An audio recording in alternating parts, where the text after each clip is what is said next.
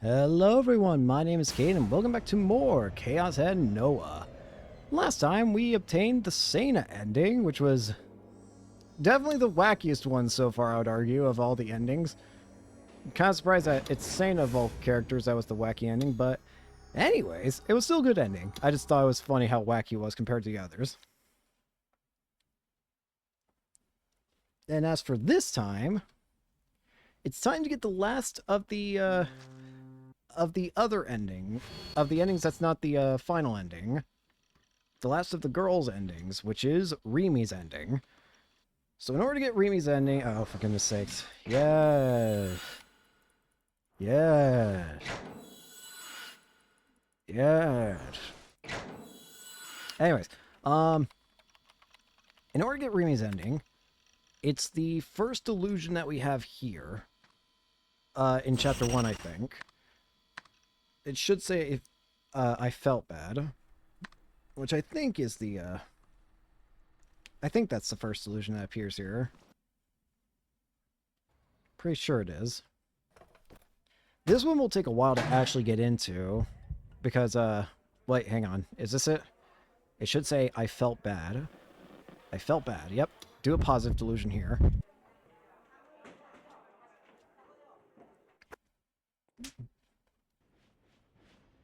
Alright. She has a ribbon in her hair.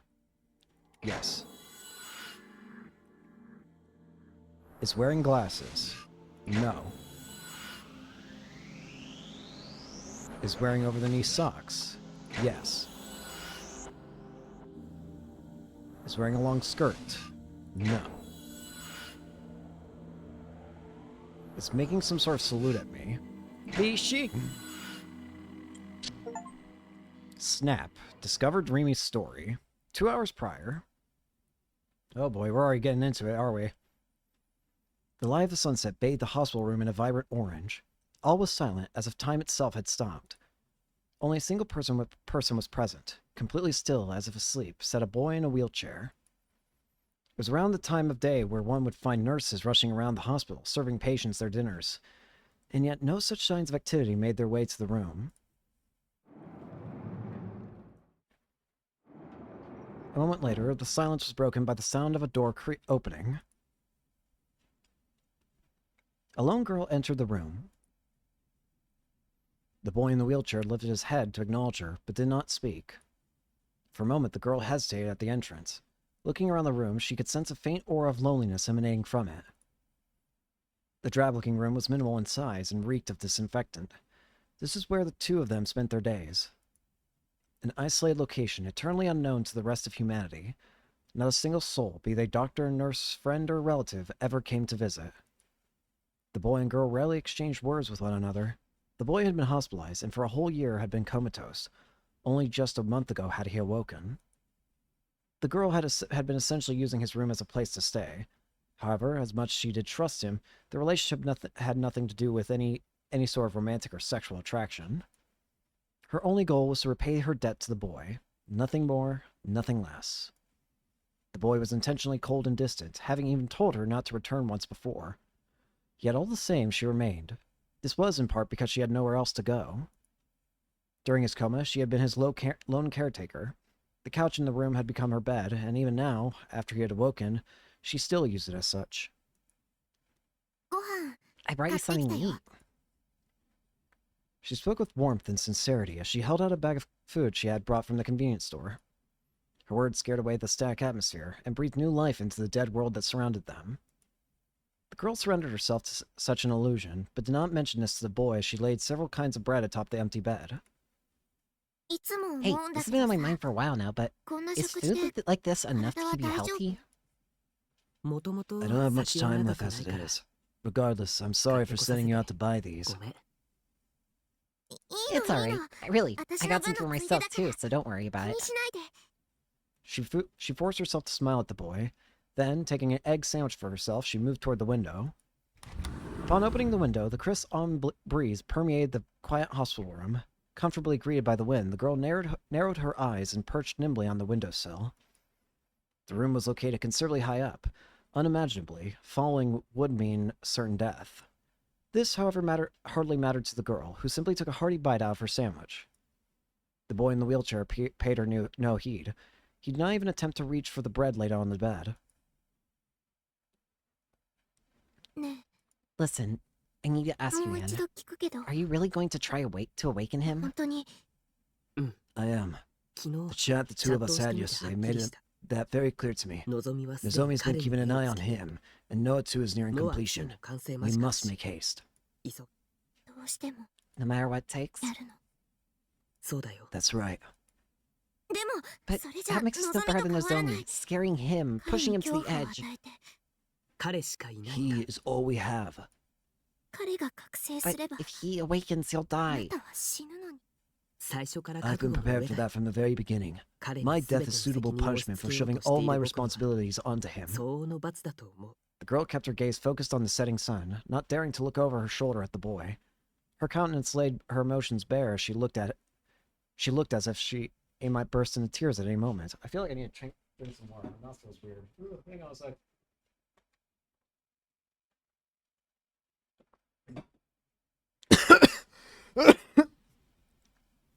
Choking. Could erasing him be an option? If that were to happen, I would not hesitate to put myself through another year-long coma so that I could create another me, perhaps even longer. But by the time I would succeed, Noah too would have long since been completed, an event that shall cast the world into despair. Despite his gentle tone, his words were laced with a touch of cynicism. Upon hearing them, the girl couldn't help but let out a sigh.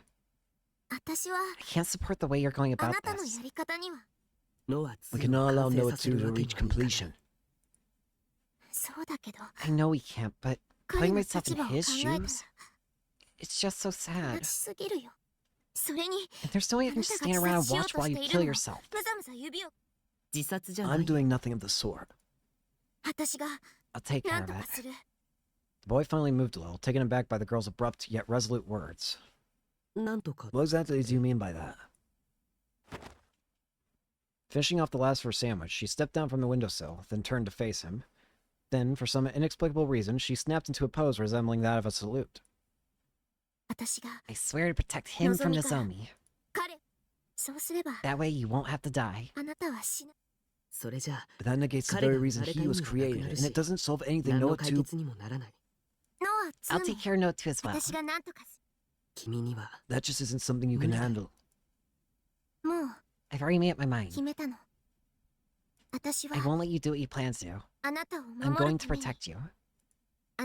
She gave him a frail yet tender smile. At the sight of this, the boy lost any and all words he had. You predicted there'll be another incident today, right?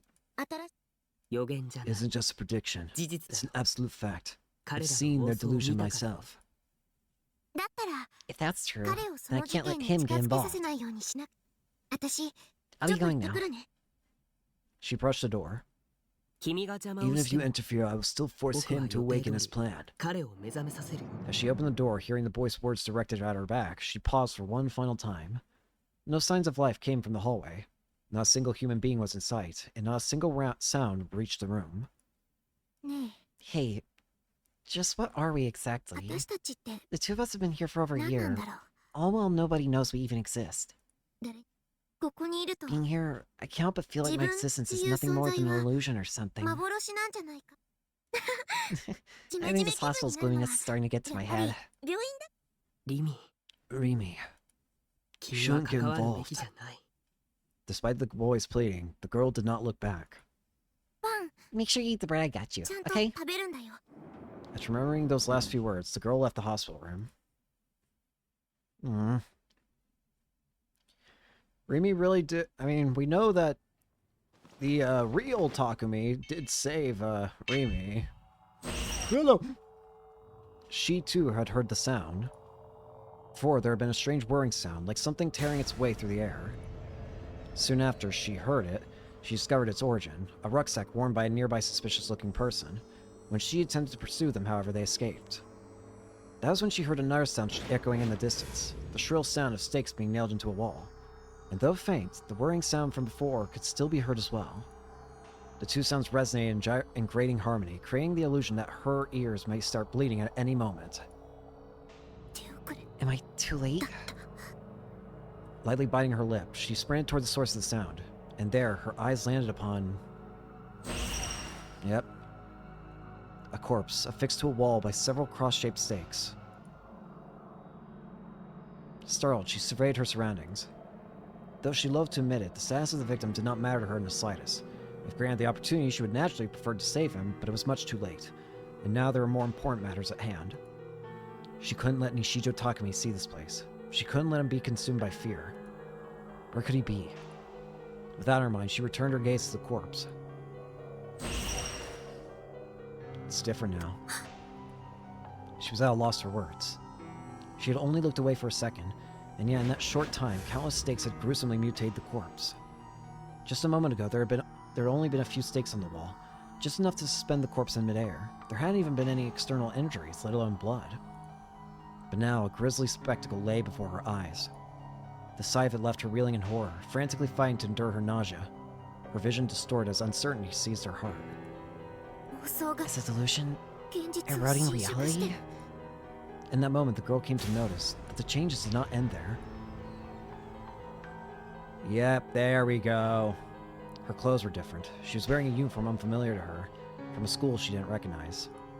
In addition, her body was stained with crimson, and in her hand was a stake. No, is this? Delusion synchro. Someone's delusion had edited the scene around her. The gruesome corpse, her clothes, the rich scarlet blood. Was any of it real? No. Couldn't possibly be real. There was no stench of blood. She couldn't feel the icy chill of the metal stake in her hand. She put her hand to her bloody cheek, and it came away dry. She carefully reached for one of the stakes planted in the body, but when she tried to grab it, her hand grasped nothing but air. Everything was a delusion. A far, far too vivid delusion. But at any moment, the delusion could become reality. It had already taken form. Once real booted, it would merge with reality. What was she to do? The girl was overtaken by doubt. A delusional space like this, oozing negativity, was well beyond anything she was used to dealing with. Such a powerful deluder may have already taken Nishijo Takumi's life.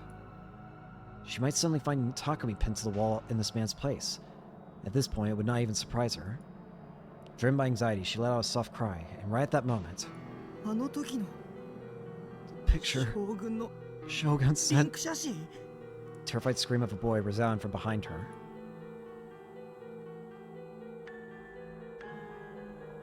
There we go. And that's why we saw her there. Wow, we're getting a lot. The vast majority of the nurses at Yoyogi's General Hospital were out making their rounds. Only one could still be found sitting alone at the nurse's station. She stared at a laptop with a deadpan expression on her face. Despite not being on break, she was in the middle of a phone call. Well, it did not seem to matter to her in the slightest that she was violating her work's policy on cell phone usage. Reflected in her blank eyes was a certain chat log shining brightly on the computer screen before her. Oh, here he is. Nishijo Takumi. Sure it's him? Most likely. Speaking on the other end of the call was a man. It was clear from how they spoke to one another that the conversation had nothing to do with work. He's not using his real name, though, just his online handle. But he did know about the formula. I'll copy everything and send it over. With a mechanical flick of her wrist, the nurse moved the mouse with the intention of copying the log. However, she suddenly stopped. Her brow furrowed. What on earth? Something wrong. The nurse ignored the man's question, narrowing her eyes as she brought her face closer to the screen. The screen still displayed the chat logs. However, something seemed different from a few seconds prior. Something had changed. An impossibility considering they were logs, not real-time conversations. And yet, even though everything had felt perfectly normal a moment ago, something felt incredibly out of place now. Oh, the times are actually, like, proper now, aren't they? Like, look, it's saying, like, look at... Nightheart is speaking, like, a day before Shogun is. Yeah, I see what it is. That's weird. Timestamps. They changed. What do you mean? The man understood how absurd her claim was, and the voice on the other end of the call became much lower. It was just perfectly normal a second ago. What on earth is going on? Chill out. We're dealing with a gigalomaniac and a monster one at that. So they were tampered with, then. They'll say they don't want us to know who they really are. This whole timestamp deal makes it look like he's playing on a one-man show. Looking at it that way, maybe that's the goal. They turned reality into a delusion. Keep an eye out, Shino. Seems they're watching your every move. Motherfucker. Suddenly a sense of unease crept up on the back of Shino's neck. Covering her nape with her hand, she turned to face the source of the gaze, but there was nobody there. Not a single soul could be found within the nurse's station. May the fine light save us. Shino murmured those words of prayer to herself, hoping they would sweep the fear away. How many freaking whatchamacallits are we gonna have? How many intermissions are we gonna have? Because if it's a lot, then we might actually have to split this episode. Don't ask why, because I don't know why. Just give me something to feel. Fear? I don't know. Just give me something. I'm half expecting there to be another delusion now. No, I was wrong. Hello, you, Hello. Leave me alone. She stared. Well, it feels like we're not going to get many more delusions. Or, sorry, intermissions. I'm so used to saying delusions at this point in time that even when it doesn't fit, I just end up saying delusion. Hello, Misumi. I'm getting everybody's name and everything's term wrong. I've said, like, the wrong thing 3 times in a row now, I feel. What a rogue is this? There's Kozue. There's Yua. We're about to see a split second of Suwa. Suwa. There's something very funny about the super speed Suwa. Hey. I like to imagine you just run by saying, hey. Hey. Slap. He's just there to screw with you. Anyways, Yua says, Alright, we're already in chapter 2, and, well, we're finally in chapter 2, I should say, because this is the longest it's taken us to get to chapter 2 in a while.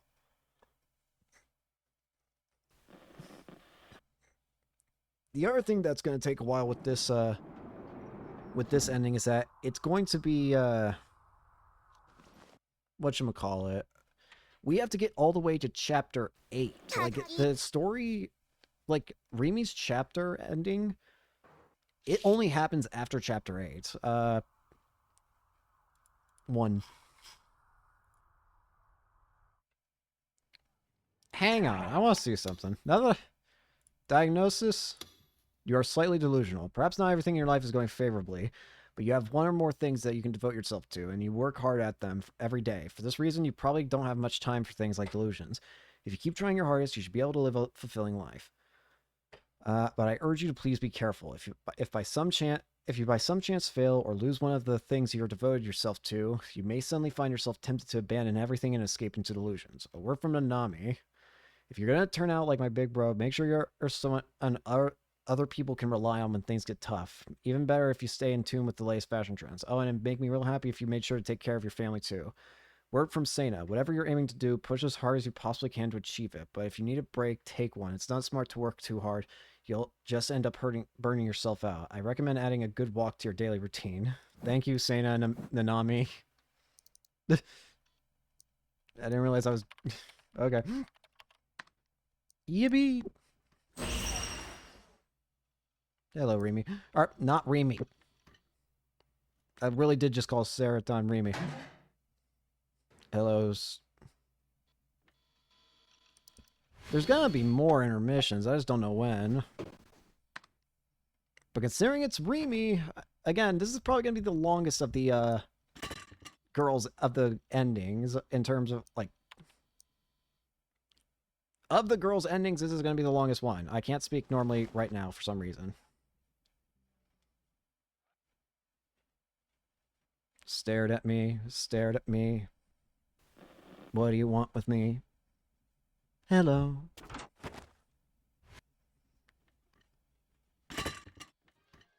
When's the next time that Rimi appears? Isn't it when she, like, opens the door to the...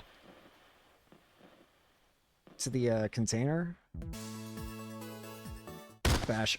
I don't know why that's funny to me. By the way, you know what time it is. Fish sandwich.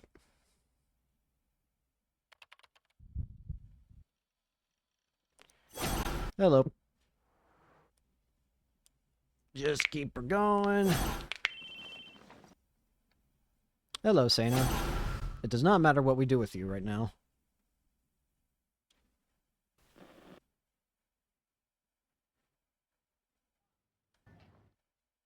Hello, Nanami. Goodbye, Nanami, almost.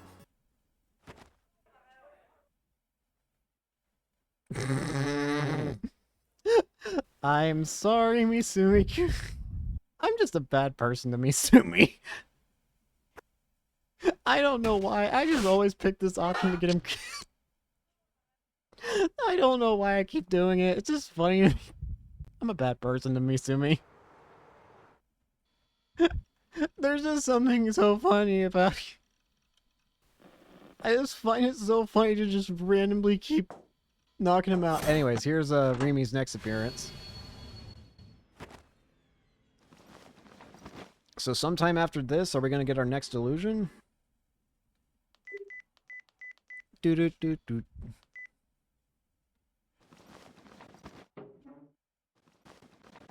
Give me more delusions. Hello, Hazuki. Villainous one. D-sword. Blood sword.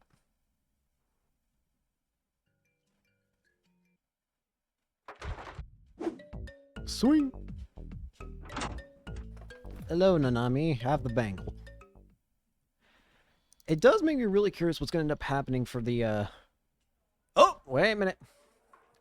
Sakihana Rimi remained expressionless as she moved forward.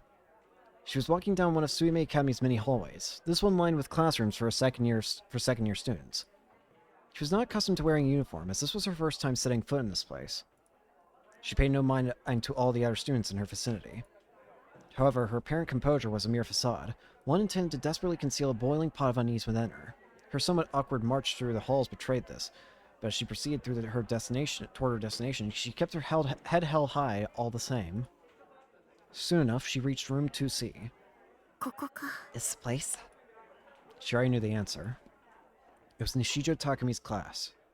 She placed her hand on the closed door. Only then did she realize that her fingers were trembling. On a normal day, I would have wanted to come here. Such a desire crossed her mind for a moment, but she stopped her delusions from progressing any further. After taking a small breath, she vigorously slid the door open.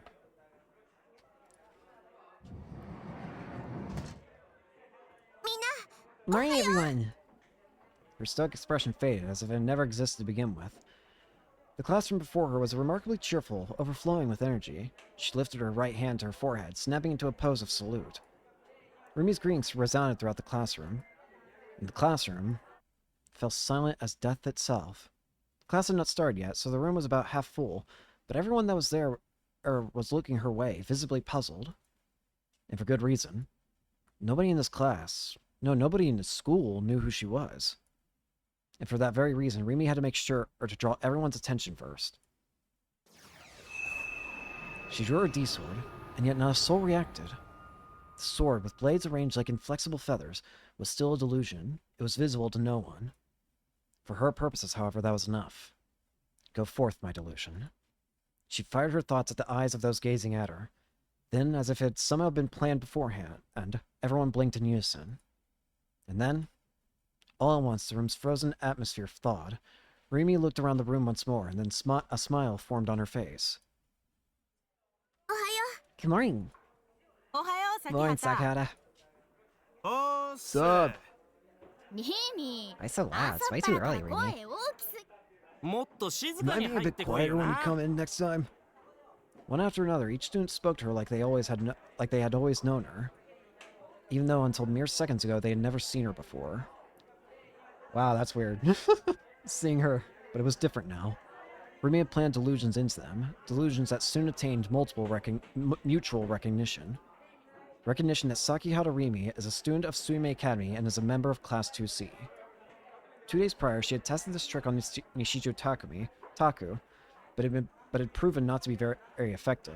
As a result, she'd been worrying over how exactly it would unfold when she tried it here. But it seemed her anxiety had been unfounded. After seeing the smiles of her chattering classmates, she heaved a sigh of relief. She recalled her D-sword, then approached an empty seat from a vacant row in the back of this room. This desk was another delusion she had created. She placed her bag down, but rather than sitting, she turned to face the boy approaching her. Yo, Rimi! Hey, Misumi Daisuke. Misumi Daisuke. Misumi Daisuke. Rimi spoke his name 3 times to ensure her certainty. Why'd you say my name 3 times? And my whole name at that. I'd still like it, Daichin. Misumi was Taku's friend. In addition to being quite handsome, he clearly put care into the way he dressed. Rimi did not know how his friendship with Taku had come to be. Perhaps Takumi was responsible, fabricating this friendship through delusions. Or perhaps Misumi and Taku truly had formed a genuine friendship on their own with no outward interference. That cause mattered not. All that mattered was that he and Taku were friends. Rimi's delusion had already implanted fresh memories within him. Where's Taku? He's not here yet. Then again, is today one of the days it's supposed to be? Pretty sure, yeah. Leave it to him. Leave it to his babysitter to be on top of things. I don't think I could ever wrap my head around that guy's schedule. Rimi wore a strained smile. It was a smile formed from feelings of guilt. Everyone's memories had been altered with delusions. This would remain Rimi's secret, with nobody suspecting a thing. Those around her would act friendly with her.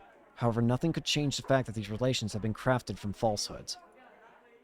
She had thought that she had become completely accustomed to loneliness by now. But by placing herself in this classroom, she was subjecting herself to desolation stronger than ever before. Damn.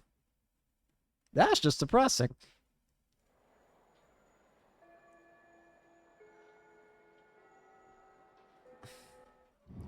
Well, it's interesting that we're now starting to see like everything from Rimi's perspective now. I need to take a drink of water real quick.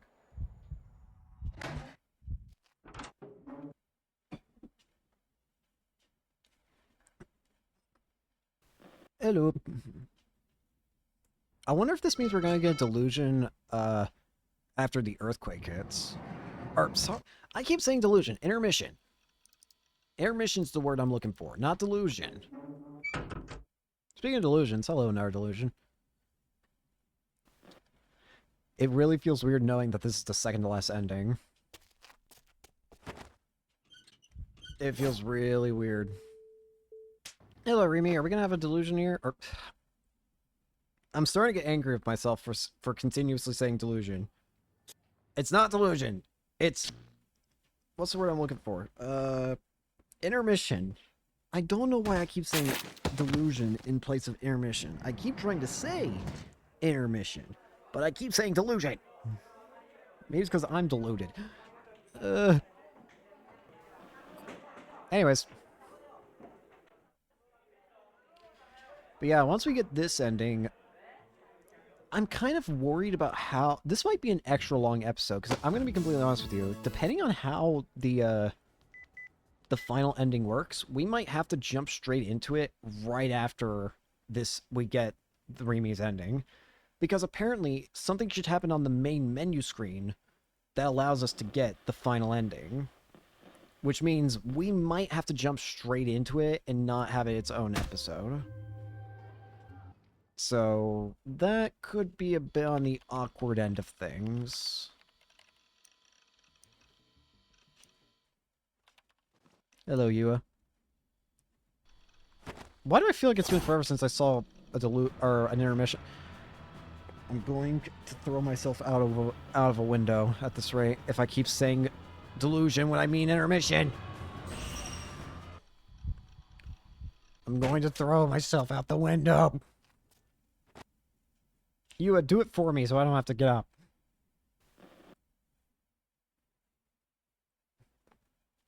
Anyways, get running.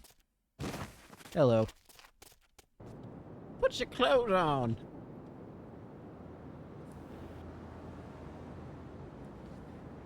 But yeah, we'll just have to see. If I can pause it, then of course we'll make the final ending its own episode. But if I'm unable to do that, then we'll just jump straight into the final ending, and I guess this might be the final episode? I don't know. Again, we'll see how it all plays out.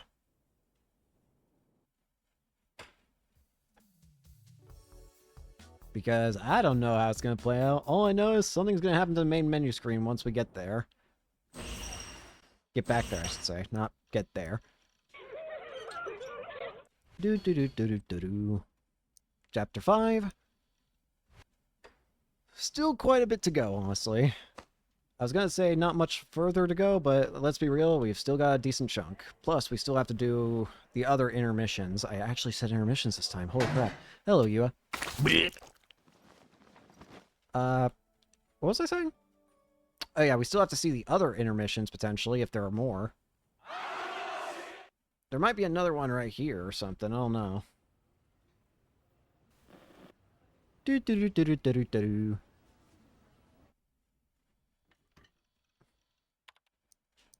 Orbital frontal. Do not open. Do not open. Coco chap. Do. Flag tripped. Flag.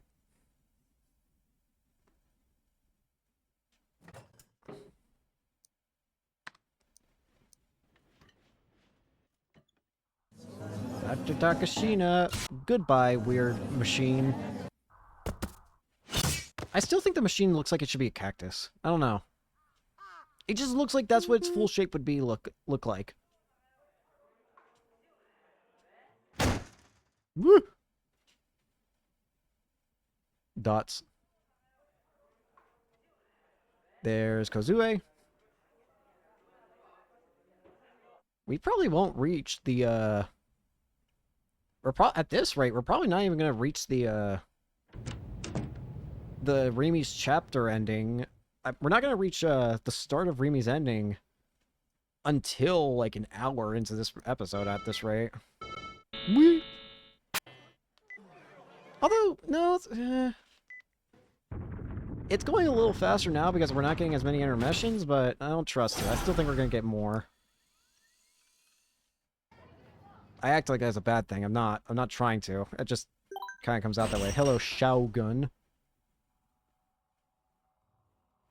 Shogun.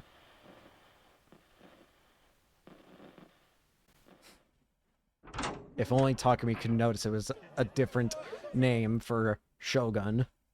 You know, imagine Takumi didn't realize it was a different name, and then the entire story changed. Like, oh, this person's just screwing with me. I don't have to trust a single thing they say. That'd be kind of funny.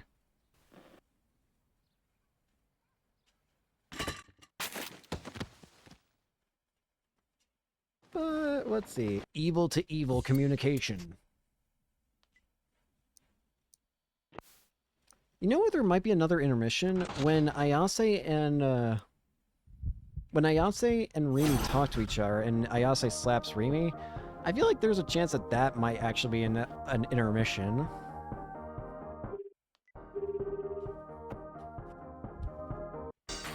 Give me a hand. Whoop. Hello. Alright, I'm not looking at the guide this time. I am going to save, though. I'm not going to lie in that regard. I am going to save just in case. Well, actually, no, I'm not going to. Because I should know it so well by now, this entire sequence of questions. The answers go... Yes. Yes. No. No.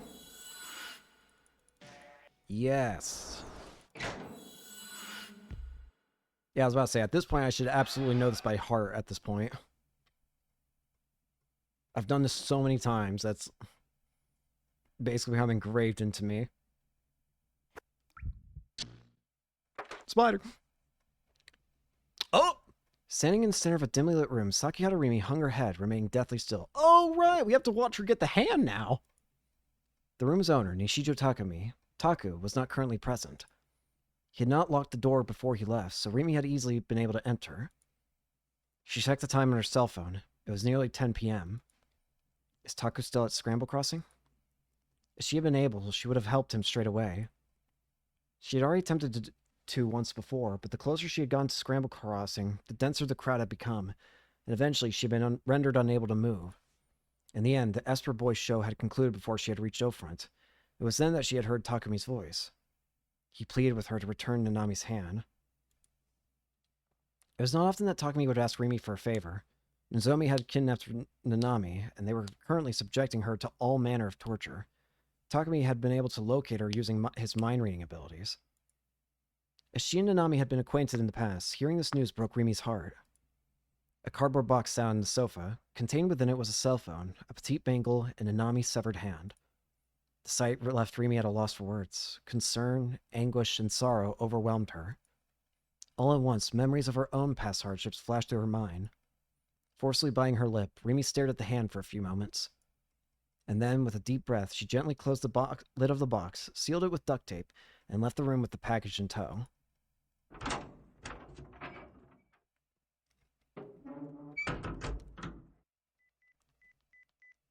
Rimi took out her cell phone and connected to One Sex's television broadcasting service.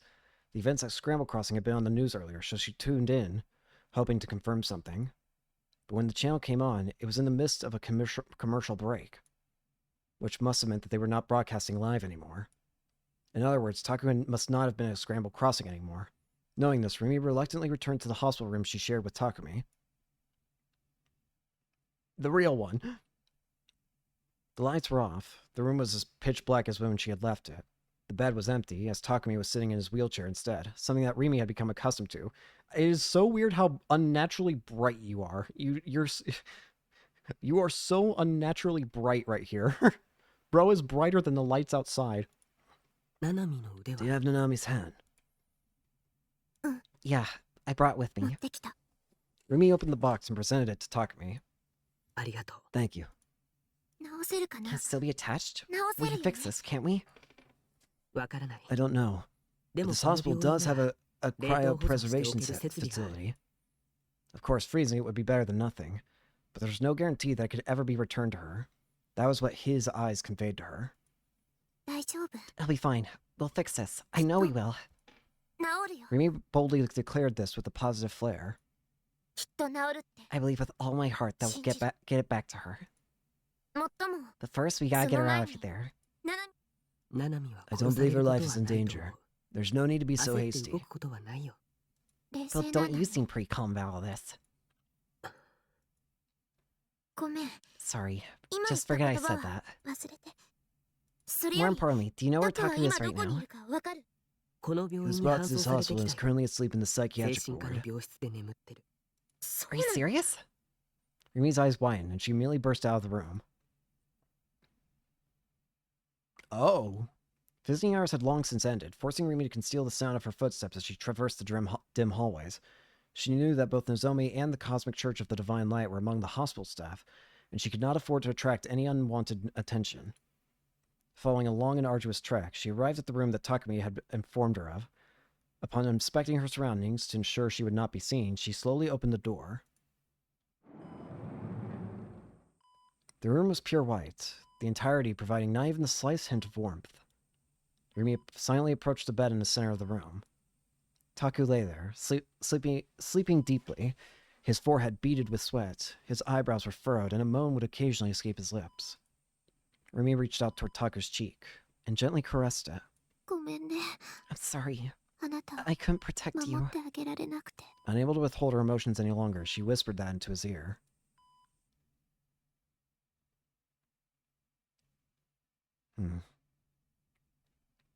Whee! Crash. Hello, creepy smile. Hello, evil nurse. Evil communicator. Leave me be.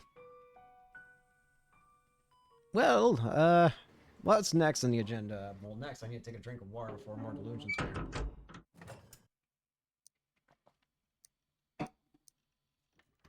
Whoa, that was weird. There are some moments during the fast forward where it gives me a headache to look at for a brief second because it just like flashes between like 20 different images in the span of a single second. Anyways. Kozupi is about to start beating everybody to death. Destroy! Hello. Hello, Kozupi. Happy. Pouty. Happy. Pout. Happy. Happy. Pout. This is why I'm just trying to play a game of seeing what... Just calling out her emotions as it fast forwards. It crossed my mind to let Takumi die again for a split second, but I decided against it. Pout. Upset. Dorslessness. Hello, Sana. Takumi, I'll give you the happy. You know what? Yeah, I'll give you the happy. Why not? Here, have a happy delusion, boyo. Have that.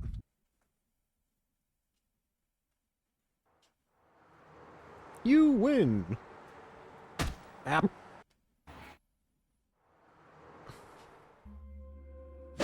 App. Hello, Rimi. Hello, Misumi. Hello, Norose. Hello, Nanami. Chapter 8. Okay, so after this chapter, things should begin to change.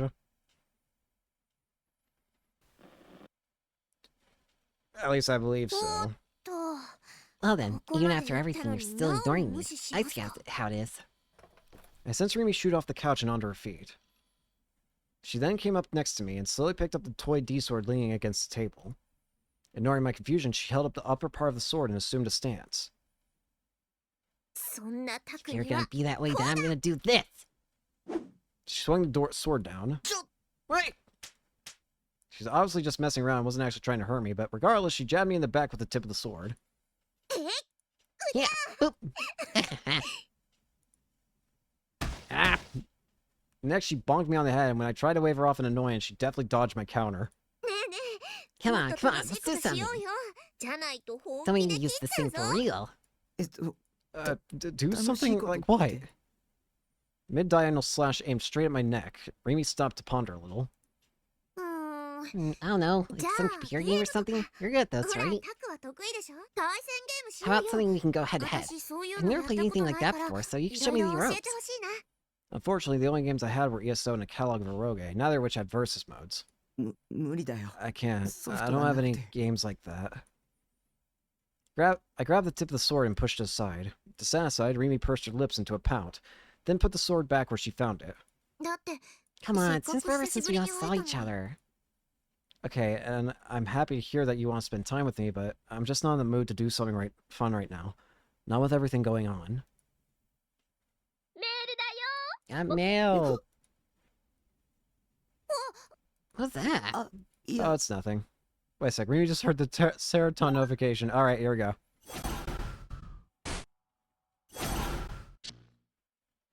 Hello, Ayase. If that was... I forgot about that for a split second and it scared the shit out of me. Confusion. Hello, Sarah. Whose eyes are those eyes?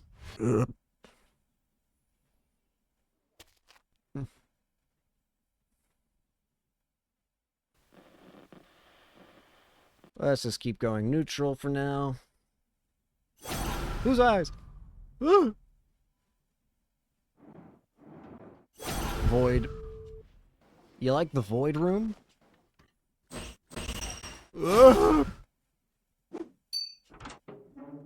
Oh, this is where things are going to start changing, isn't it? Slap.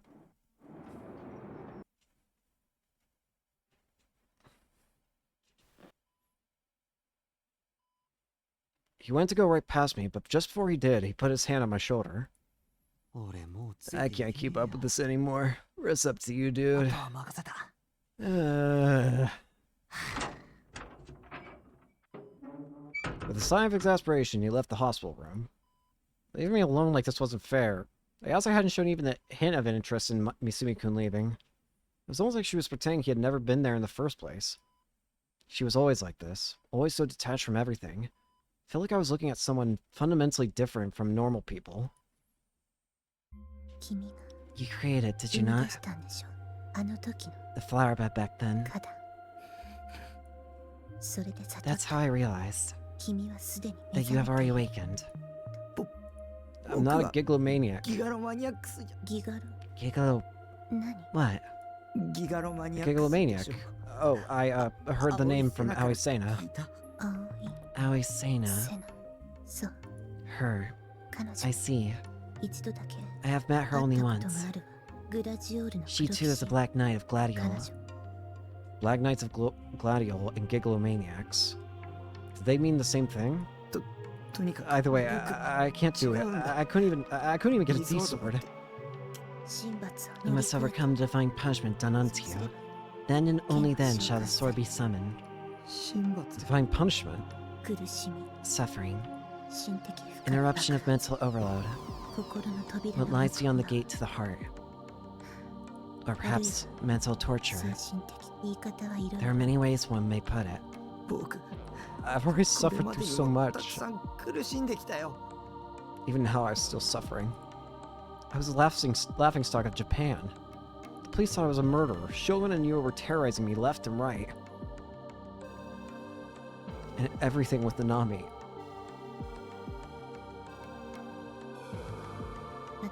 I was once in a mental hospital.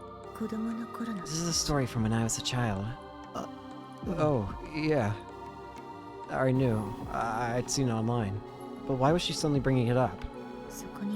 I was there for just under 5 years. My mind was weakened greatly. That was why I attacked. I attacked everything around me and, at the same time, myself. Ayase's voice was a faint murmur.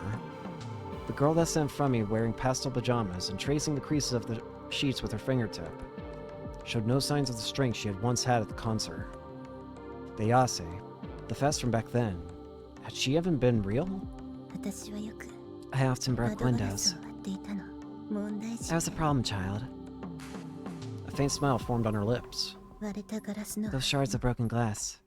I could always vaguely see it there. See what? A sword. But I knew not what it was for many years. The time I learned it to be a D-sword was around 4 years after I was admitted to facility. Before then, I always did as I pleased. But one day, every single employee in the facility was replaced all at once. I was tortured in countless many ways for many months. And when my heart and mind were on the verge of breaking, I heard the voice of the greater will.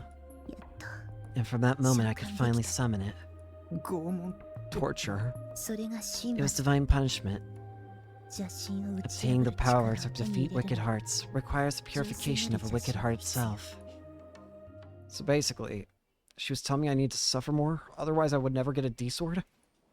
If that was the case, then fuck that. I didn't want to experience any more pain. I'd already been broken down over and over again. I just wanted to be left alone. At my wit's end, I felt the urge to scream and shout. But Ayase's voice didn't allow me. Okay, there we go. Hello. You were in there for quite a while. What do you want to do to me? Am I going to see somebody die, and is it going to be me? I asked her to show me her sword. Huh? No way. Could she really see D-swords too? Well, yes. For a split second, that was my assumption, only for it to be immediately proven wrong. So remember you told me about her sword before, Taku? I kinda want to see it too, you know? What, you tell me you got slapped for that? That makes no sense. Kijimo never shuts up about swords, so she should have been ecstatic. I mean, the second we stepped into the hospital room, she immediately started droning on about this gladiator BS or whatever. It freaked me out, man. Well... Dippy. So wait, who's the guy that gets apprehended there? Hang on. Evidently it can't be Suwa. So who the hell gets apprehended there? You don't mean... Rumi fell deep in thought, her expression looking troubled about something.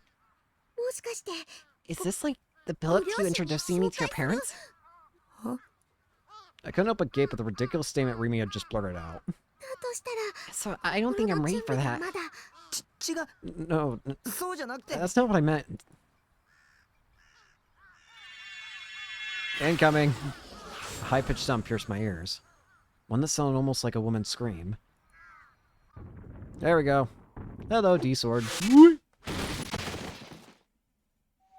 And then Rimi's D-Sword. Alright, I saw a brief sighting of the title. Let's see what it's actually called. The title of this chapter is called...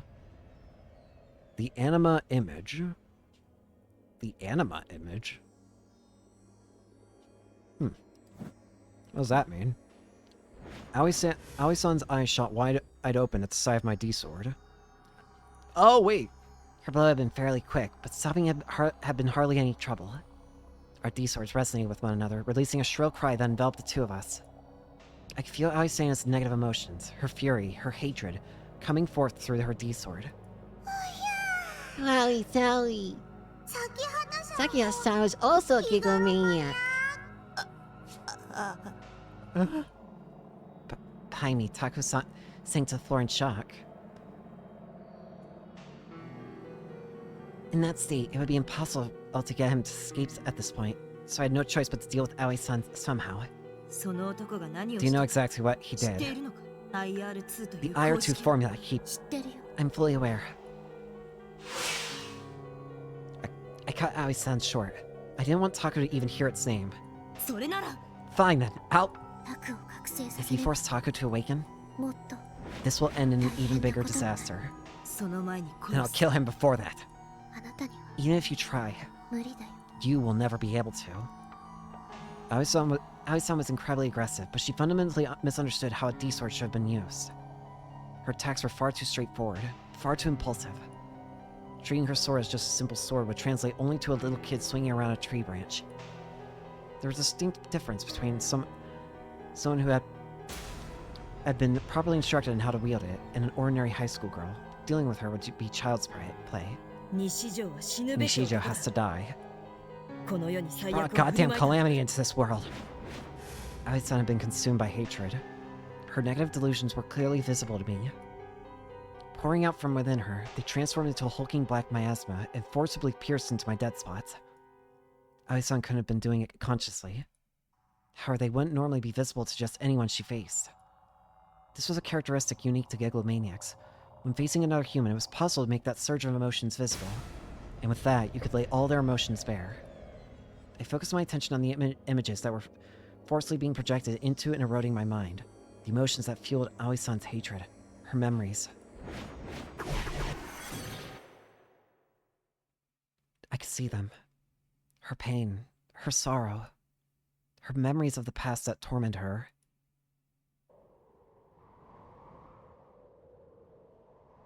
And using those memories, I glared at Aoi-san and formed a delusion. I fabricated a fictitious scene that would twist a knife in her wounds. A shudder ran through her body. Slowly lowering her sword, she then froze completely. Her expression showed she was clearly shaken. Her eyes were empty. She was no longer looking at me, nor reality. She was now inside the delusion I had fabricated. But I had just given her a cue. The rest of the story was of her own making, guided by her own obsession. And now Aoi-san could no longer fight. No, no. I jumped. I could feel a voice reverberating within my mind. What will Sakiya-san do now she's made missing Miss Station head? Are you gonna kill her? Are you? I looked over toward the container house. Ah, crap. Ifsies, if you say you're gonna kill Seiya-san, A sword of many facets. An overwhelming sense of corrosive misfortune. A pure, unadulterated savagery. And a destructive nobility. It was Orihara-san's D-sword. then Kosubi's gonna add Sakiya-san to the baddie list. That's right, having some people on the list. Upon lifting her D-sword high up in the air, Orihara-san smiled cheerfully at me. Kosubi kills them all. I... Kill them! All of a sudden, Taku raised his voice to a shriek. Those Satan and Kasuba are her enemies! They were our enemies all along! That's why you got killed in Rimi! I don't want to die! Taku, just be quiet for a minute. And +2. Orihara-san twisted her lips into a smile. Kosubi, kill you both these. Not good. It came like a storm. The sheer speed at which she charged me was simply inhuman. I was taken by surprise. Orihara-san's D-sword came down on me like a stake being pounded to the earth. I immediately jumped back, but the impact was so strong I was blown back anyway. I somehow managed to land on my feet. Next came a horizontal swing. I tried to deflect it with my sword. But I failed. I ended up taking the blow head-on. My arms went completely numb. Die. Orihara-san charged at me with unbelievable strength. I had no room to counterattack.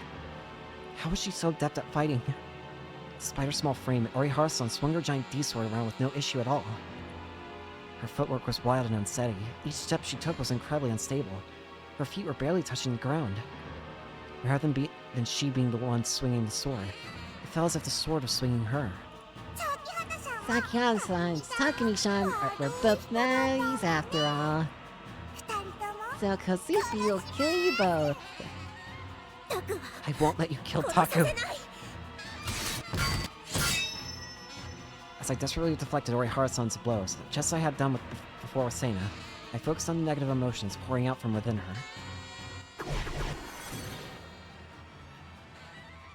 The image that appeared in the back of my mind was a mirror. Wasting no time, I sent that delusion to Orihara-san's dead spots.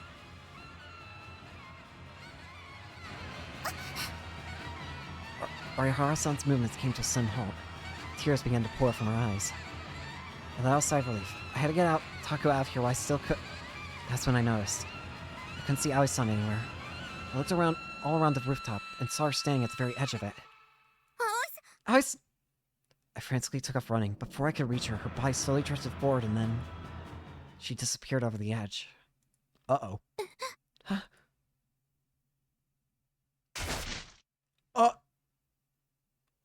The sound of something crashing into the ground. The sound of something smashing against the earth. I heard it faintly in the distance. Had she died? Had Aoi-san died? Because of that delusion I showed her. No, I didn't mean to... A fierce blast of wind came from behind me. The impact was tremendous. It felt like I'd been hit by a truck. I felt my brain being shaken around in my skull. Unable to brace myself beforehand, I was sent flying. I hit the ground hard, and a sharp pain shot through my entire body. I hadn't been cut in any way, but I had taken an extremely hard blow from her fiendish D-sword. My vision was intensely blurry. I tried to get up, but I couldn't feel my legs. I couldn't tell who I was anymore. I might have suffered a light concussion. I tried desperately to look up. Who am I? Who am I? Who am I? Who am I? Who am I? Who am I? Who am I? Orihara-san was staggering around, cradling her head in her hands. She violently shook it from side to side. Had the delusion I'd shown her made her lose sight of who she was? Who am I? Who am I? She was moving toward Taku. She was going to kill him. Why didn't you run away? Why were you still here? I had to help him. I closed my fists. But my D-sword wasn't in my hand. I'd accidentally let go of it when I'd been hit by the blast earlier. It was lying on the ground a short distance away from me. Die, die, die, die, die. Help me! Taku was crying out for my help. I have to save him. I won't let anyone kill him. If I'm too far away, I won't make it. Orihara-san had already raised her D-sword. Taku would die in an instant. He had sunk to his knees and could no longer move. In less than a second, he would literally be crushed by her D-sword. I have to save him. No matter what I do, I won't make it. Numerous voices surged within me. My thoughts grew erratic. Countless bees pierced me with their gaze from inside my head. Countless bees whispered with their mouths. The whispers continued to cascade, pulling together into a violent flood of voices, each one gnawing away at any and all reason I had. I desperately stood up, but I couldn't do any more than that. I won't make it. I won't let you kill him. I gritted my teeth. Taku's going to die. Kill her. Kill Orihara Kazue. If I can protect him, then nothing else matters. No, it's not like that. Kill her. Wouldn't it be better if Taku died here? Kill Orihara Kazue. Kill Nishijou Takumi. That's what the wish of both Sakihata Rimi and Takumi, isn't it? You're wrong. You're wrong. Taku, I'll... Before I knew it, D-sword was in my hands. It was supposed to be on the ground, yet I was holding it. Help! What happened? Oh no. I felt the sensation of gouging flesh. I didn't know how I'd close the distance between me and Orihara-san, but when I looked, I saw that the D-sword that I'd been holding in my hands had sunk deep into her delicate back. I was resisting against a will of some kind. I had no intention of killing her. Or was this really my own will? My true nature? Orihara-san looked back at me with an empty expression on her face. Sakihata-chan. It hurts. This is wrong. I don't want to kill her. If I don't stop, she'll... My D-sword wriggled and squirmed. As if it had a will of its own, it trembled with the joy of taking a life, the delight of bathing in blood. I frantically shook my head in denial. My D-sword's wings, its fangs creaked loudly as they bored into Orihara-san's back. Even now, it's trying to gnaw into and tear her apart. Stop. I said stop. I said stop. I tried pulling it out, but I couldn't. I couldn't move. I couldn't even let go of my sword. Orihara-san coughed up blood, and when it landed on my sword, dyeing it red...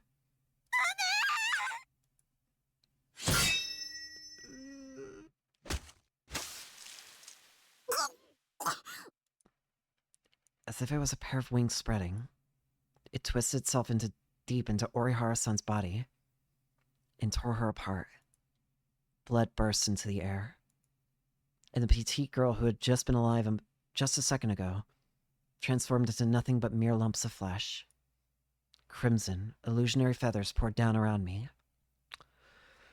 Well, this is an ending and a half, isn't it? Seina and Kozue are already fucking dead.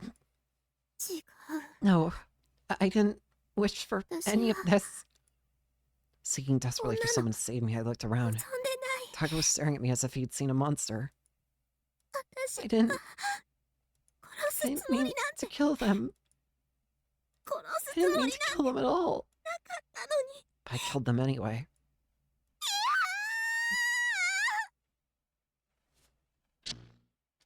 Oh boy! What? Both Sei and Kazupi were dead. They died right before my very eyes, and Rimi had been the one to kill them. Right now, she was lying down on the sofa, sleeping. After Kazupi had died, she started trembling, let out a scream, then immediately lost consciousness. I hadn't even been able to stand up for a while from the shock. I've been scared shitless. My fear had kept building and building, and eventually I couldn't stand to look up at Kazupi's bloody corpse any longer. So I got up, carried Rimi to my room, and shut us in.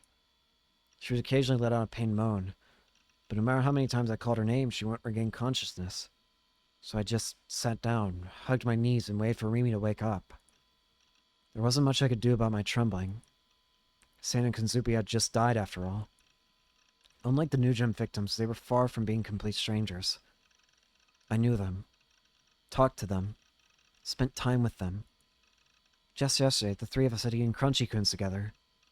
Sana, Kazupi, and I. When I saw that photo with the three of us in it, I bit my lip. It didn't matter how much I wanted to forget it. That scene, ripped straight from a nightmare, played again and again in the back of my mind. Kazupi's vivid crimson blood, the slimy, sickly texture of the glistening bones sticking out from her body, her emotionless eyes that had lost all light, and the indescribable fear and sickness I felt in the moment where I saw another person cease to be a person. The moment when her slender body had been ripped apart and had been burned into my retinas.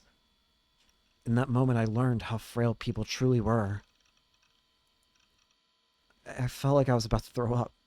And if I did end up doing so, that would make it the fourth time I'd puked. What had ended up happening to Sana? This was an 8-story building. Having fallen all the way from the roof, there was no way she made it unscathed. She probably... No, definitely died. The two of them were both dead. I couldn't believe it. It couldn't be real. It had to have been a dream, a nightmare. Yeah, that was the only explanation. Dying in such a horrific way, and if that wasn't already enough, it was Rimi who had killed them. I didn't want to believe it. There was no way I could. But it was the truth. I didn't understand why Sana Kazupi had suddenly turned hostile and tried to attack me. She had said something about IR2.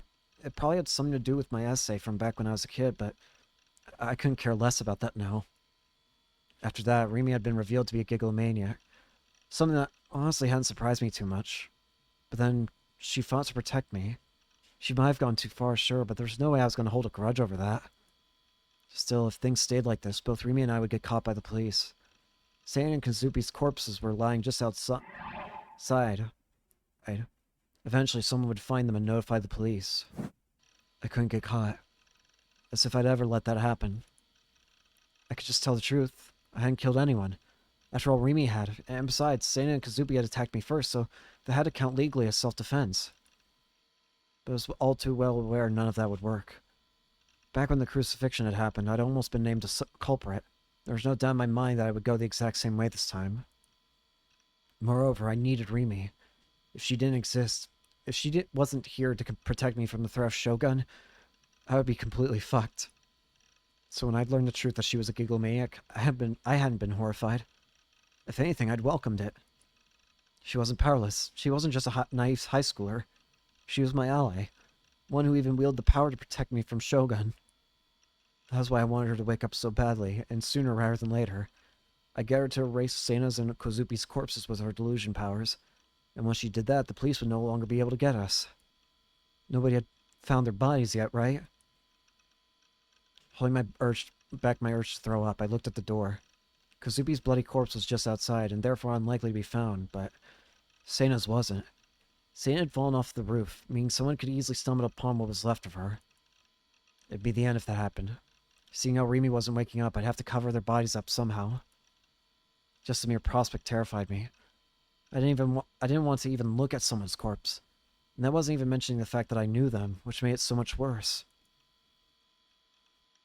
Even so, I desperately shook away my fears, and then I went outside.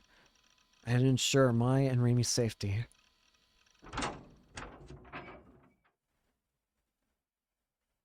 It was already dark out, leaving my surroundings very dim. I didn't even have the moon to help. The clouds were hiding it. Straining my eyes, I looked over to where Kazupi was lying. Huh? But I couldn't find it. I couldn't find Kazupi's tragic corpse. There's still a pool of blood, so I couldn't laugh it off as it was all just a dream plot twist, but her corpse was completely gone. What the... Starting to get really confused, I stuck my head over the edge of the roof and peered down at the street below. There was no one there. And Santa's corpse wasn't there either. It was clearly there was clearly something down there, something I immediately understood to be a pool of blood, but that was it. No people, no corpse, nobody freaking out. Nothing. Where had the corpse gone? The corpse had definitely been there after Rimi had lost consciousness, so Rimi couldn't have erased her with her Gigglemania powers, but then who could have?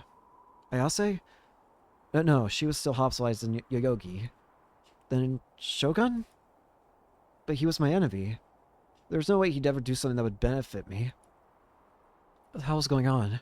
Feeling both vaguely anxious and incredibly relieved about the corpses disappearing, I let out a deep sigh. Then, I felt chills on the nape of my neck. I was being watched. It was the usual mysterious gaze. Shogun? Is that you watching me? Don't look at me! I ducked into my room. Let me take a drink of water real quick. Uh-oh. Rimi had gotten up. She was looking around the room with a vacant expression on her face. Guess she'd finally woken up, but what would I say to her? Killing Sei and Kazupi had been a pretty extreme shock to her. Then again, that was bound to happen if you killed someone. It wasn't like PKing in ESO. She also said she didn't mean to, and I was sure that it only made it worse. I didn't know what to say at a time like this, so in the end, I couldn't help but say nothing. Rimi looked at me, then tilted her head curiously. Where am I? Where's this? Huh? Who are you? Rimi was acting strange. Rimi, what's wrong? Rimi? Who's Rimi? Oh no! It's what she said before. It's a different Rimi. Another Rimi just died, and a new one's replaced it. Is it me? But I'm not Rimi. What are you saying? Snap out of it. My name's...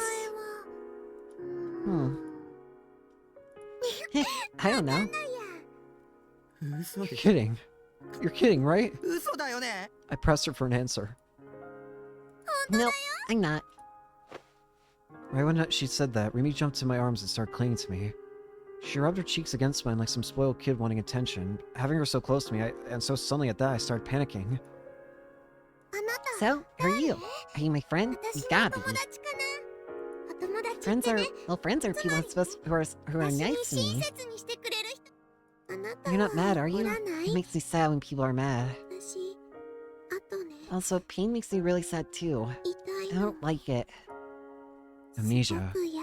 Or maybe even some form of age regression. I thought this kind of thing only happened in Eroge. I would never have dreamed of actually running into a situation like this IRL. But that was the only possibility. The sheer amount Rimi had freaked out when she had killed Kazupi wasn't normal. And all those who become Gigglemaniacs broke at some point in their lives. I remember the light Santa's words. Rimi might have broken once again. She killed her own heart and mind. Suddenly those words came to mind. I couldn't quite remember where, but I had a feeling that someone had told me that before. If Rimi had killed her own mind from the shock of having killed Kazupi and Sena, and I was talking to an entirely new personality she had created, I could understand why she was acting like a child. DID, Dissociative Identity Disorder, also known as multiple personalities. You had accused me of having it. Obviously, I didn't have it, but maybe Rimi was suffering from it now. This is all just speculation, of course. What I did know, though, was that the childlike Rimi in front of me now was nothing like the Rimi I knew. She wasn't the same girl who told me she'd stay by my side, the girl whose kindness had enveloped me. She was completely different now. Oh. I fell to my knees on the spot. I was overwhelmed with despair. As Rimi clung to me playfully, she peered at my face curiously. Her eyes were so serene, so beautiful. Purity overflowed from them. Purity that I couldn't stare back into. In a way, we were lucky that Sanada and Kazupi's corpses had disappeared, but if Rimi was like this, who was supposed to protect me now?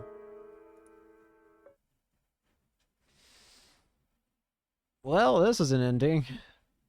Rimi, not that I knew whether or not to even call her that, had genuinely lost all of her memories.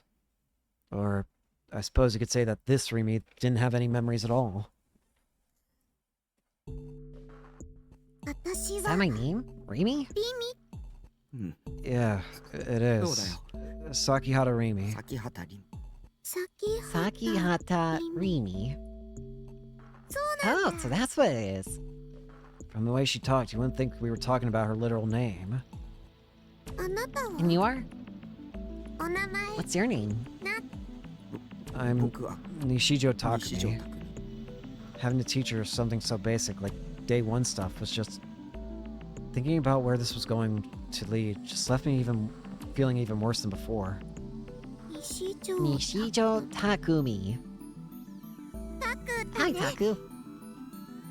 What? Taku. It was the same. Her nickname for me was the same. Hey, Taku. My hands, they're all sticky. The dried blood on her hands clung to her skin. The dark red discoloration on her was Kazupi's blood. Or at least, it should have been. Her corpse had vanished, but her blood still remained. I don't like being all sticky. Rimi looked pretty sad as she stared at her hands. I was reminded of Kazupi's smile and was hit with a horrible ache in my chest. Trying my best to hold myself together, I got a wet towel ready for her. Here, show me your hands. When I told her that, Rimi timidly held out both of her hands. Using the towel, I started cleaning the blood off of them. Every time I glanced at it, this previously white towel got redder and redder. To make sure I got it all off, I had to scrub kind of hard. As I wiped away the blood, making sure to get even between her fingers. It tickles. Rimi laughed cheerfully. She must have had no idea why she had blood on her hands. Wasn't she fucking acting carefree? You know what? Clean yourself. Why should I have to babysit you? But there was no way I could actually say that. Rimi had tried her best to protect me. And because of that, regardless of whether or not it had been intentional, she killed someone. And then, her heart and mind had broken completely. So, I couldn't just leave her to fend for herself. After all, I was also responsible for her being like this. There. They're all clean now. Oh, thank you. Wow, my hands are all sparkly now. Feel squeaky clean. She took my hands, intertwined her fingers with mine, then instantly shook them up and down. She seemed so happy. It was like she was a little kid. For some reason, her smile left me feeling... wistful. Hey, Rimi. Will you protect me? Protect? What am I protecting? Me. I don't really know what that means. But since you're my friend, you'll be nice to me anyway, right? So I'm glad you're being here. You're here being with me, Taku. It was no use. There was no point talking to her anymore. The Rimi who was supposed to protect me wasn't there anymore. I hung my head. Rimi wasn't supposed to be here. Where was her house? She needed to get home. I thought of reaching out to her family, but I couldn't find anything among her stuff with their contact info. If I went to school, the teachers there would most likely know her address. Problem was, it was already fairly late, so I probably wouldn't be able to get in to ask. Actually, now that I thought about it, I didn't really know much about Rimi. Where did she live? How big was her family? When was her birthday? What was her favorite food? I didn't know anything about her. And because of that, there was nothing I could do for her. Taku? Taku? Rimi called my names as she pulled on the hem of my shirt. Hey, Taku! I'm hungry. What time was it? It was dark already outside and also dinner time. Unfortunately, I didn't have any spare food here. I'll have to go buy something. What do you want to eat? Has she also forgotten about food due to her memory loss? Does she not know what different kinds of food there were? What they tasted like? Oh, I know. I want to eat some soba. Soba? I like soba a lot. You do? Yep. Why? Have you eaten it before? Have I eaten it before? Don't think so. But I like soba a whole lot. What was going on? Was she starting to regain her memories? Or was her previous self's sense of taste the only thing she remembered? This is weird. If she got her memories back, I'd be saved. For the time being, though, I had to go to the supermarket to buy some soba. Rimi, wait here. Don't leave this room no matter what, you hear me? Okay. Bishi. Tenley struck the pose the previous Rimi had done all the time, but one hand against my head as if I was saluting her. Maybe this would make Rimi remember. That was my train of thought at least, but... Ishi? What's that? That's so cool. She had no idea what I was doing. Her eyes were sparkling with curiosity, not recognition. So, incredibly embarrassed, I bolted out of the room. See you. Is the blood still there? On the way to the supermarket, I checked to see if the police were around or not. Just as I thought, San and Kazubi's corpses had disappeared. If there were any police around, then it was possible that there had been witnesses, but if there weren't, then that would mean no one had found them. In other words, we might have had some time before we were found out. Of course, I wasn't just wary of the police, but Shogun too. He could show up completely out of nowhere at any time, so I paid extremely close attention to any shadows where he could have been lurking in. Thankfully, I didn't feel God's gaze at the moment. But even then, I still didn't want to go out at night. The darkness scared me. And when I walked through the deepest parts of that darkness, I could faintly see the scene of the dead Kazupi and Sana start to form. Their bodies, mutilated and disfigured, slowly took shape. I quickly averted my eyes and hurried to the supermarket, keeping my eyes trained on my feet.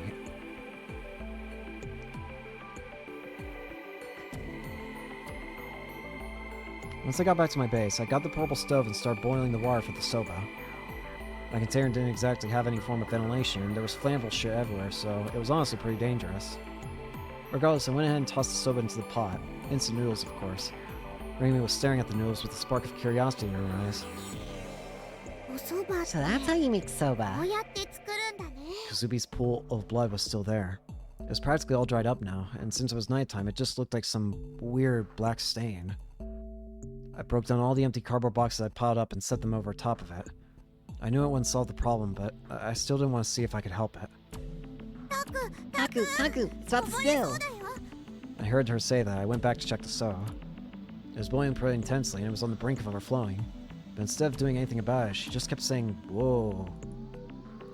Turn off the burner!" Huh?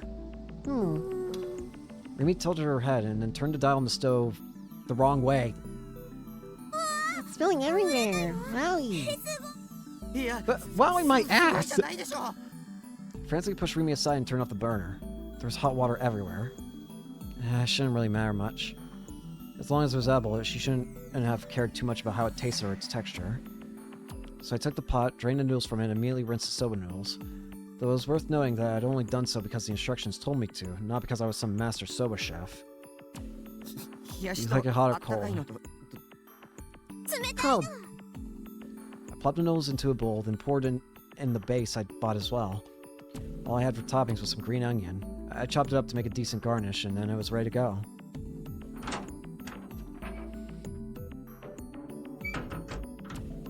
I took Rimi back to my room in a hurry. I'd leave the cleaning for tomorrow when it was bright outside. But right now I wanted to spend as little time as possible outside, especially since there was still the faint smell of blood outside there. I felt as if Sana and Kazubi could show up even now. They'd be drenched in blood, and then they'd start walking toward me like zombies. Sure, that was based more in a cult than reality, but it still scared me nonetheless. Hey, Taku, can I eat now? Can I? It was pretty clear that Rimi didn't have any of the intense worries I had. Actually, maybe it was precisely because of those things that she changed into an entirely new personality. In order to completely erase the memory of having killed people. Go ahead. Yay! Thank you, Taku. She then grabbed the chopsticks I'd given her. She was holding them like they were a fork, though. Instead of using them, she stuck her mouth on the edge of the bowl and started slurping it up directly. Yeah, I don't care what anyone says, that's how I look. She must have even forgotten how to hold chopsticks correctly. She also forgot how soba was made and how to turn off a simple stove, and yet she remembered that it was polite to thank people for making stuff for you. Maybe that meant that her understanding of the world around her had regressed? Can't do it. Huh? I can't eat it. Rimi's getting frustrated at her own inability to properly eat the soba. I mean, considering how she was trying to go about it, of course she wouldn't be able to. Feed me. What did you just say? Was she for real? Was she asking me to feed her? I felt like I was her babysitter at this point. Or perhaps a dad? But having a daughter at the same age as me, oh god, I don't know if I could handle that. Taku. She pleaded with her puppy dog eyes, and since I couldn't really say no to those, I let out a sigh and gave in. Here. Riri took the soba I was holding out to her in her mouth, then started chewing it with a smile on her face. She seemed to really like it. It's really yummy. Glad to hear it. Suddenly a thought crossed my mind. A laid-back, relaxing life with a 3D girl. That was definitely what I was looking for. A life with no overly dramatic Hiroge-esque plot lines. Not having to worry about the heroine's emotional baggage, not having to worry about having feelings for each other yet being too afraid to speak up, and not having to worry about getting dragged into a murder case. A life that you wouldn't find in books or video games, and yet I had a feeling that was what I really wanted. And that very life was actually unfolding right before my very eyes. Not only that, but Rimi was here with me too. Being honest with myself, Rimi was cute. She also said she would protect me, and I too wanted to stay with her, forever if I could. But this is all fake. A lie. This life wouldn't last. And Rimi wasn't Rimi. Our time would be far too short-lived. Far too fleeting. The thought of it made me feel sad. Wistful. And empty. Come back. Rimi, come back, please. I couldn't help but whisper those words. Got mail, you dum-dum. I was taken by surprise. I heard Seraton's voice come from my PC. I just received an email from someone. Was it from Shogun? Had a bad feeling about this. This couldn't be good. I didn't want to look. Don't look at me. I felt the gaze. Someone was looking at me. It felt even more evident than usual. I looked around, but there was no one besides me and Rimi in this room. My hand had stopped, and because of that, Rimi was fighting hard to try and wrestle the soba into her mouth. She wasn't looking at me, which meant that there was no one else it could have possibly been. I didn't even need to ask whose eyes are those eyes. Groaning, I headed for the PC and checked my inbox. Oh dear. I'd only received one email, and the sender was Shogun. Shit. What was he planning now? Was he going to kidnap Nanami for real this time instead of just faking it? Or maybe he was finally going to come and kill me directly once and for all. Fears made all my hair stand on end. The chills in the nape of my neck grew even stronger. It didn't feel any good, and my head was starting to hurt somewhat. Don't look at me. With trembling fingers, I clicked the mouse and opened the email. Huh? There was nothing written in it. It was only the subject line which read, Awaken. There was nothing written in the body. Awaken? What do you mean by that? Was he telling me to awaken as a gigglemaniac? You gotta be fucking kidding me. I had a feeling he'd said something similar the first time we'd met. Stop fucking with me. Is scaring me that dead fun for you? I was angry, but at the same time, I wanted to fend off the fear lurking deep inside me. I hit the keyboard hard with my hands. The sound came from the speakers. Had I clicked something by accident?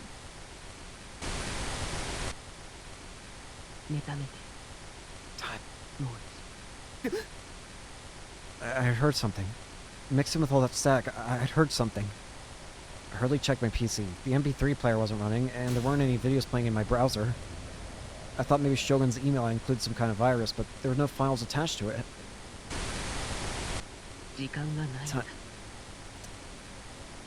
Again, I'd heard it. It was getting hard to breathe. Drops of sweat ran down my forehead. Oh, I just turned off the sound. If I did that, I'd stop hearing this extremely weird static. I clicked the sound settings on the bottom right corner with the mouse. Then I checked the option to mute everything with the volume mixer. Once I did that, I wouldn't hear anything. I wouldn't have to listen to that static, nor anything resembling a voice within it. I was extremely tired, freaked out, but of course I was. It had only been 2 hours since 2 people I knew had died right in front of me. Not to mention that weird stuff I'd seen at the hospital when I'd gone to visit. Ayase, or the strange calls from Nanami. So I just had to be mishearing things amid the static, right? Awaken. A voice. There's no time left. It was coming from a speaker. Soon the third melt would occur.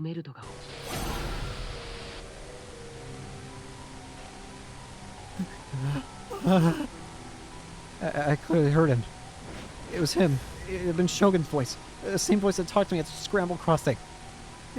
Why? I muted, didn't I? I know I did. Taku, what's a third melt? Rimi, acting just as she had for the past couple of hours, tilted her head as she looked at me with innocent eyes. I came up close to her, grabbed her by the shoulders, and shook them. Rimi, please, pull yourself together. No, that hurt. Say he'll protect me. I can't take this alone. This Rimi's gonna kill me. Don't hurt me. Don't blame me for what happened. If you're not there for me, I'm done for. Please. I don't like pain. Tears trickled down her face. I was scaring her. Every couple seconds, her shoulders trembled. I slowly let go of her. Please. Wake up. Here we go. Huh? The floor starts shaking violently. An earthquake? It's bigger than the last one.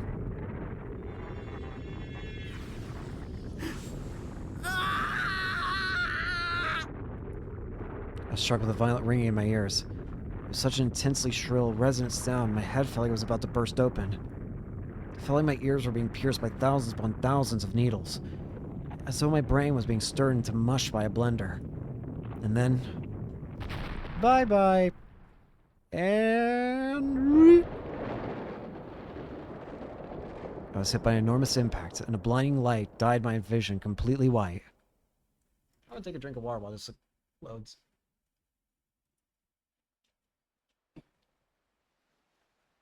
I was awash with the elusive feeling of being immersed in lukewarm water.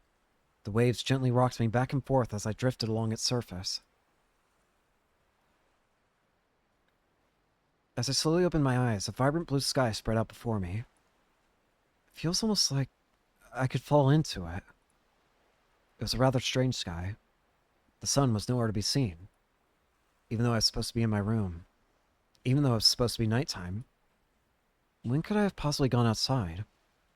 When could it have possibly turned to day? With the last earthquake, I had been out for more than an hour. Maybe this time I'd been unconscious for the entire night, I thought to myself. I remembered the earthquake's tremendous impact. Yet another elusive feeling hit me. Like the tremors were resonating with the very blood coursing through my veins, threatening to burst open from the inside. Maybe this was heaven? Maybe I died in the earthquake. Heaven, huh? There was no way no otaku freak like me would go to heaven. This wasn't even mentioning how I hadn't been able to save my own little sister. How I'd been the worst possible brother to her. How I'd made Rimi kill Sena and Kazupi. Hell would be a far more fitting place for someone like me. Although obviously I'd choose heaven if I could. My body didn't feel quite right. I was being overwhelmed by a sensation of walking on top of a fluffy cloud. I couldn't quite understand it. But regardless of how I felt, I forced myself to get up. The feeling of being rocked by the waves hadn't simply been my imagination after all. This was a world with a never-ending surface of crystal-clear water. A world where no matter where I looked, blue filled my view.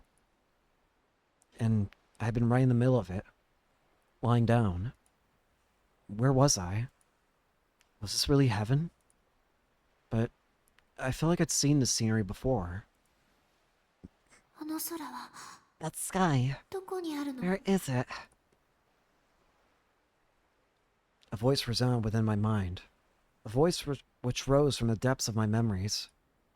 Right. I remembered now. I had seen it in a dream before. Rimi had been there. I had talked to her as she looked up at the blue sky, her face clearly one of holding back tears. Was I seeing the same dream as I had back then? But no matter where I looked, there was no one other than me. There was no one here. Not even Rimi. It was far too reposeful. Rimi? I tried calling her name, but my words were entirely mute. And yet, even without sound, they created ripples across the calm surface of the water. Are you there?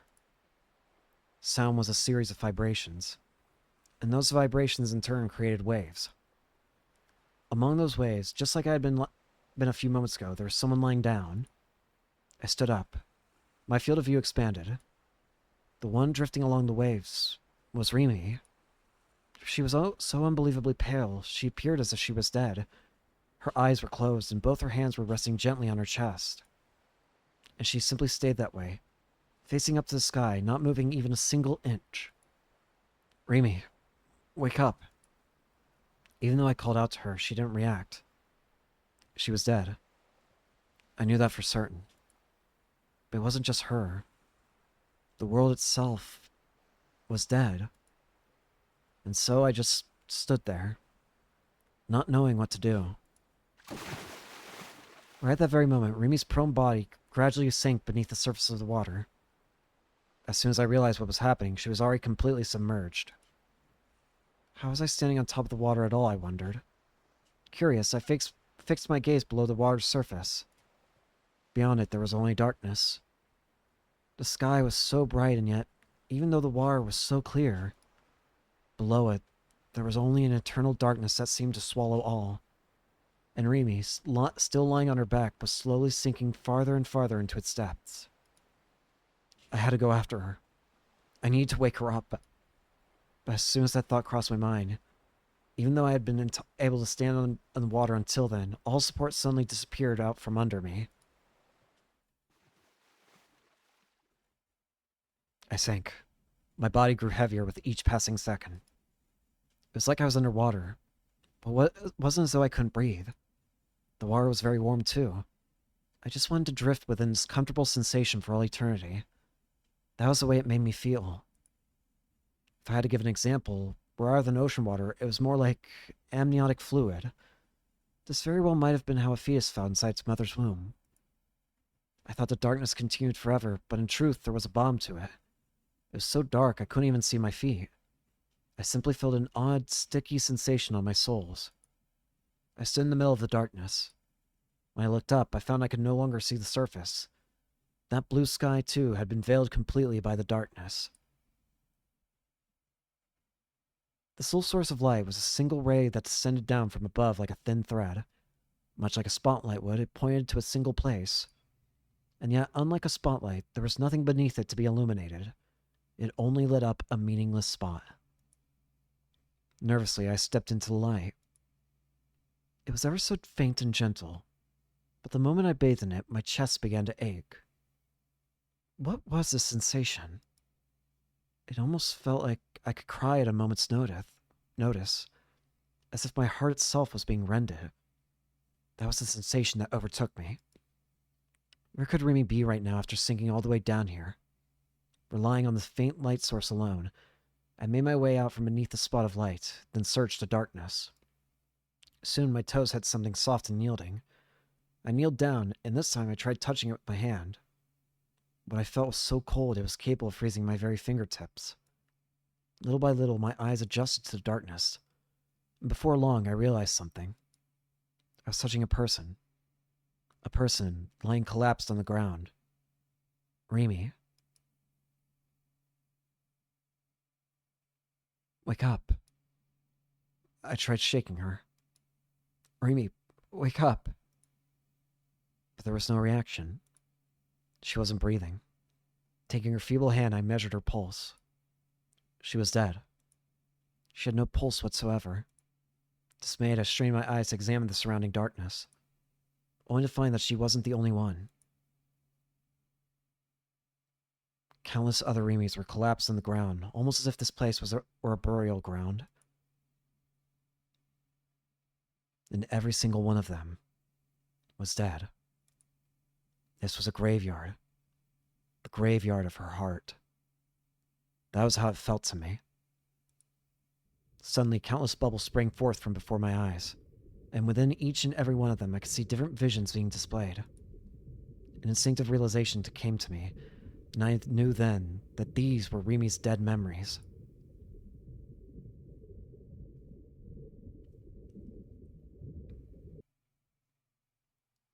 My first memory was one of falling rain, with gloomy, leaden clouds overcasting the sky. How long had that been? It was around the time I was just in elementary school, or maybe 6 years ago. It didn't matter when it happened, for my memories were not continuous. And I saw my dad, whose head had been blown away, and my mom, who had been completely crushed by steel right next to me. Even though only a moment prior we'd all been celebrating inside the car, happy as I could be about our family trip. An enormous truck had closed in on us, and before I even knew what was happening, the car I had been in had been completely flattened. I had then been struck by intense pain, and my consciousness began to grow blurry. Feeling as if my very body was being torn apart, the sharp squeal of brakes played an endless refrain for my ears.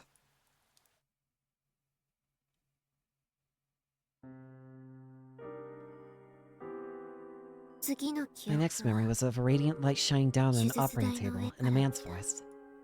I wondered how long ago that was. It was right after losing my parents. Maybe 5 years ago? It didn't matter when it happened, for my memories were not continuous. I was told by your doctor that you had seen something akin to a sword. Can you hear me? Sam. I had a feeling someone had called my name.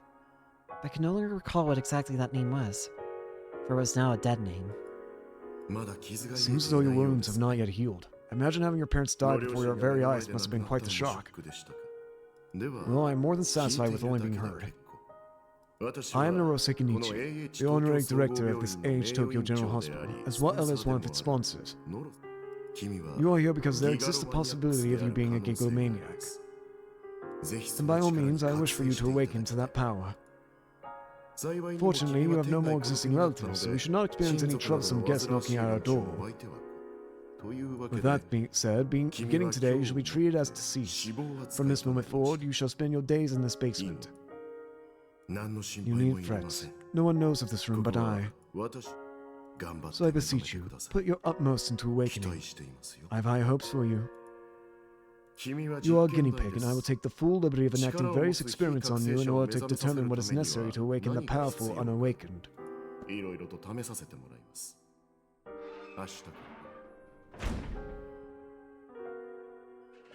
continued to stare fixedly at the lights hanging from the ceiling, for I hated the dark more than anything.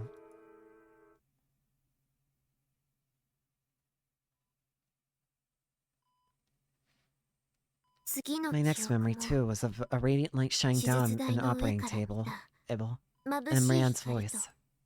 I wonder how long ago that was. Having been locked in that basement, I had lost all sense of time.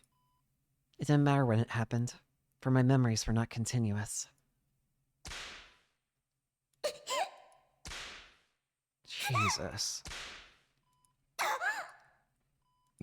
How very perseverant you are, young lady. Your back is full of lacerations, with blood pouring out in every direction imaginable, and yet you resist. Why is that? As I have told you many times, if you simply do away with the struggling and awakening, you will be at peace.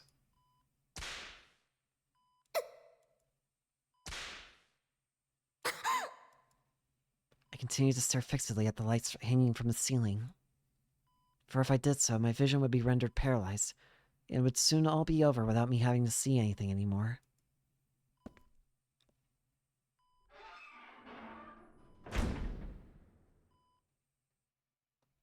Jesus.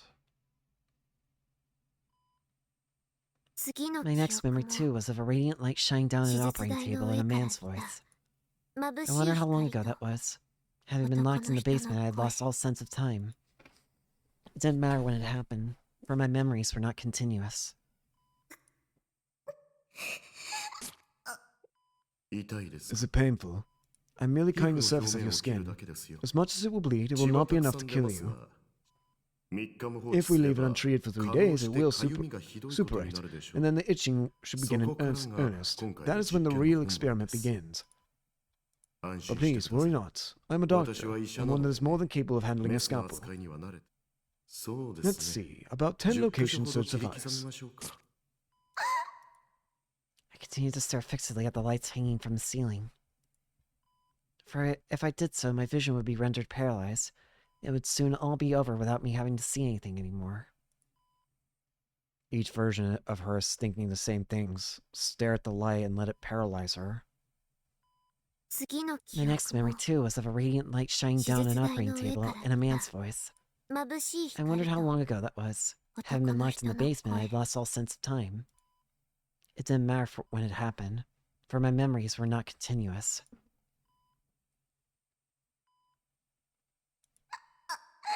Itchy. Itchy, so itchy. Is that so? Does it itch? Well, I'm afraid that despite this affliction, you may not scratch it.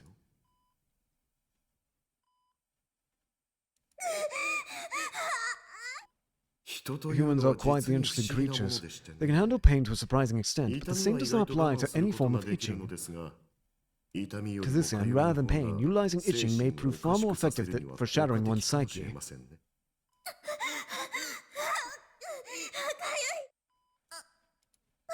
I continued to stare fixedly at the lights hanging from the ceiling. For if I did so, my vision would be rendered paralyzed, and it would soon all be over without me having to see anything anymore. And then I killed my own self.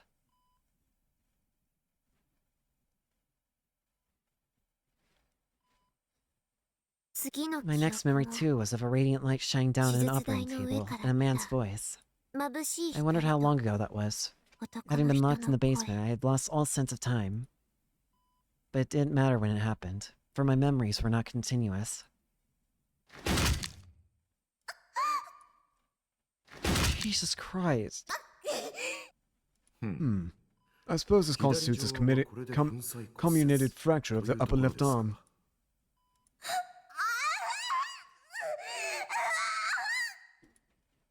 To think you still have yet to awaken. What could I possibly be missing?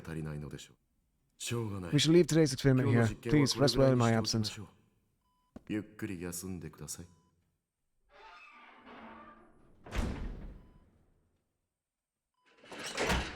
I continued to stare fixedly at the lights hanging from the ceiling. For if I did so, my vision would be rendered paralyzed. It would soon all be over without me having to see anything anymore. And then I killed my own self.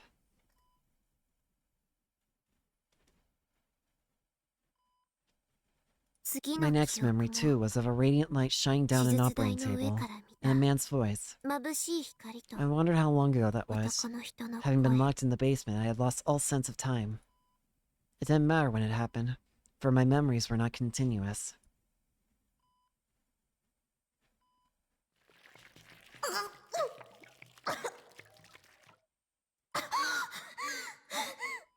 Waterboarding is a form of torture the CIA used up until very recently. It is the most simple and effective technique to cause great distress in your subject. With just a small amount of water, it is possible to afflict you with the illusion that you are drowning. Despite it originating quite a long time ago, this classic method of torture is still used today in the 21st century. Don't you find that rather fascinating?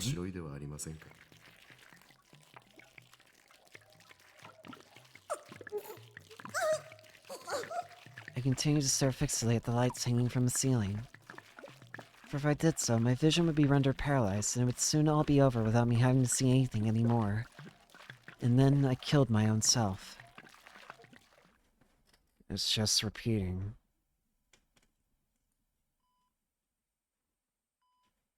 My next memory, too, was of a radiant light shining down an operating table and a man's voice. I wondered how long ago that was. Having been locked in the basement, I had lost all sense of time. It didn't matter when it happened, for my memories were not continuous. Despite this being my first time administering anesthesia, I would say it went quite well. How do you feel? You are now in a state of paralysis from the neck down. Not being able to freely move one's body can lead to an accumulation of stress. I'm sure you can imagine why this might be. To begin, let's try having you remain in this state for about a year. I will be nourishing you daily via IV, so fear not. Well then, I wish you a wondrous year. What the fuck? I continued to stare fixedly at the lights hanging from the ceiling. For if I did so, my vision would be rendered paralyzed, and it would soon all be over without me having to see anything anymore. As I remained there, I felt like I saw something amid the white light. Something that looked almost like a pair of wings. And then I killed my own self.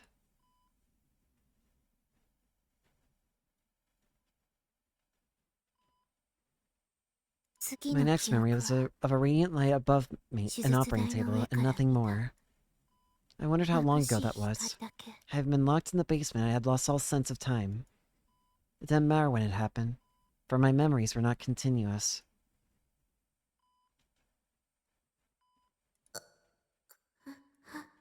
No matter how many times I called out, no one came for me.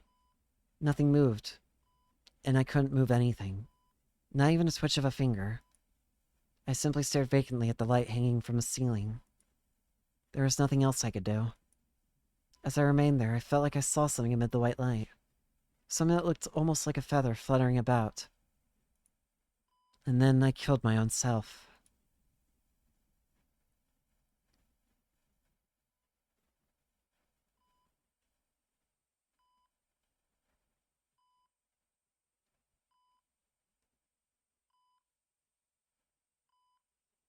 Jesus Christ. My next memory, too, was of a radiant light above an operating table and nothing more. I wondered how long ago that was. Having been locked in the basement, I had lost all sense of time. It didn't matter when it happened, for my memories were not continuous.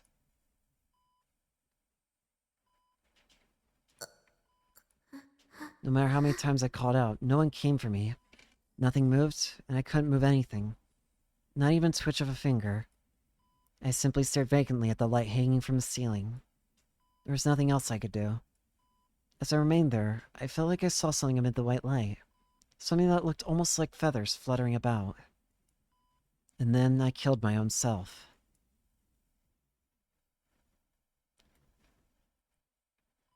My next memory was of a radiant light shining down an operating table and a man's voice. I wondered how long ago that was. Having been locked in the basement, I lost all sense of time.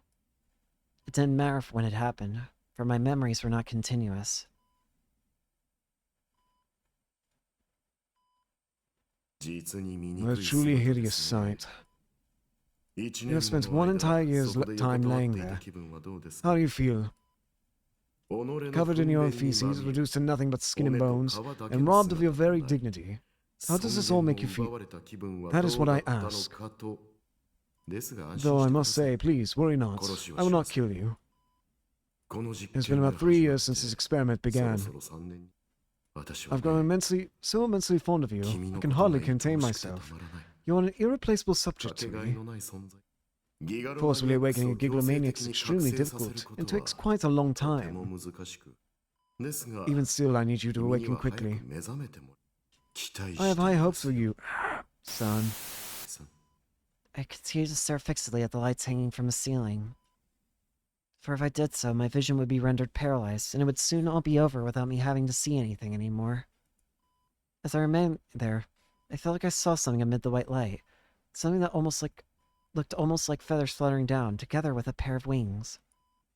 And then I killed my own self. What number was my current self?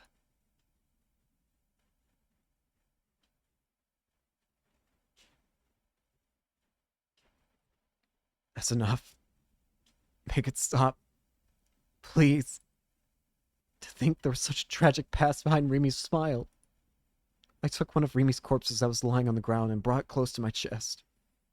It was terribly cold, and I could tell it was devoid of a soul. But even so, I needed her. I want you here with me, Rimi. And I then wished and crafted a delusion. Wake up. Please wake up, Rimi. You're the only one who can save me. I know this is selfish of me, but I need you to protect me. I know this is presumptuous of me, and even though I'm a total loser, I feel like I can change if I'm with you. So please, wake up, Rimi.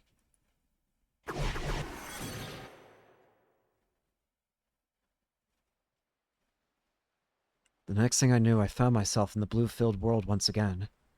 Waves ran across the surface of water, and then, slowly rising up from the depths,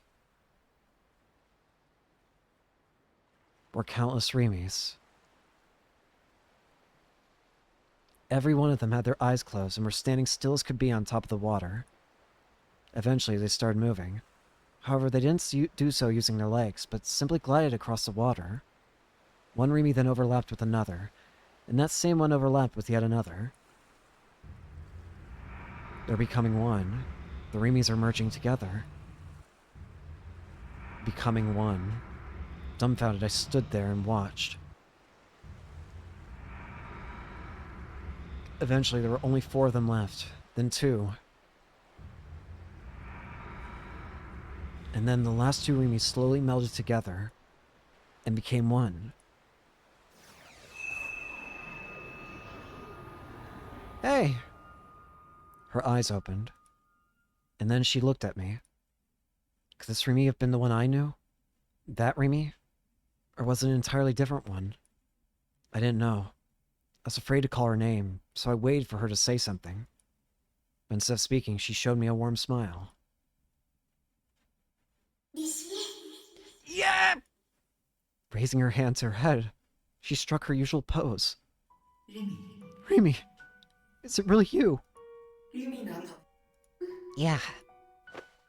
Yuri nodded, and then she embraced me. I buried my face in her chest. Okay. Gravity soon disappeared, and the 2 of us began drifting along the blue.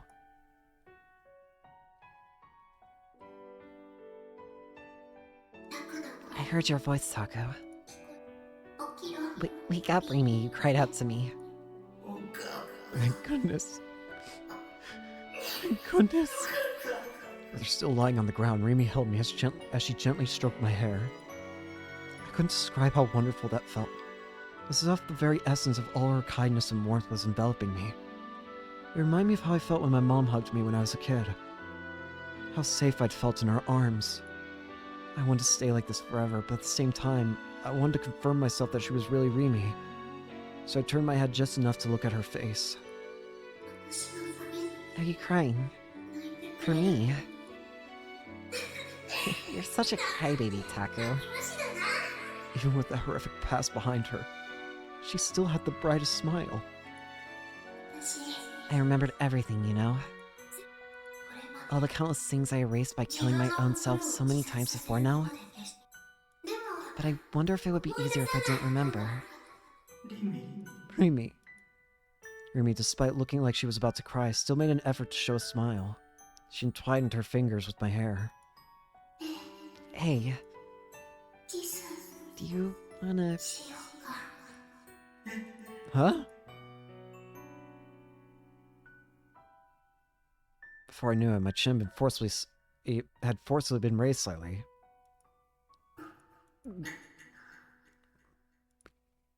So this was a kiss. So sweet, so pleasant. Like my brain itself was turning to mush. My heart was filled with love for her. I closed my eyes and engraved that sensation in my memories.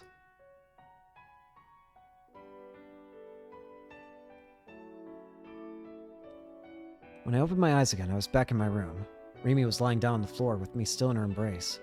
Slowly, she parted from my lips. I'm back.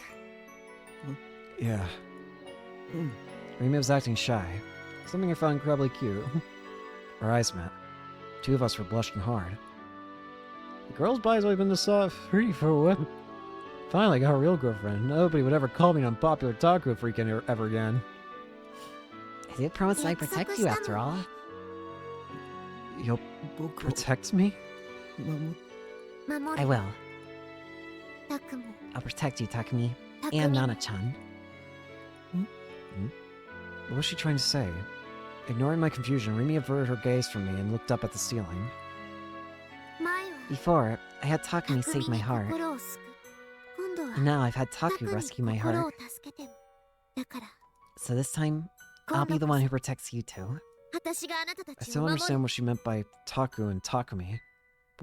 But what I did know was that if she was there to protect me, I wouldn't need to be worrying about anything anymore. She was a giggle-maniac, and she would keep me safe. No matter what Shogun had asked her to do, she'd be able to pull it off. As long as I was with her, that'd be enough for me. I'll try my absolute hardest. I'll try my hardest to atone for my sins, but also to return the favor I owe you both. Atoning for her sins. Was she talking about what she'd done to Seina and Kazupi? But that had been legitimate self-defense. She hadn't had a choice, and that should have been how she thought about it. But what felt far more strange to me was how she said, "You both." Who else did she mean? So, I need you to sleep now, Taku. I could feel the vibrations coming from her body at every word. Even now her fingers were still stroking my hair. I felt so very at peace. And so very sleepy. Reveling in the happiness of falling asleep in her arms, I closed my eyes.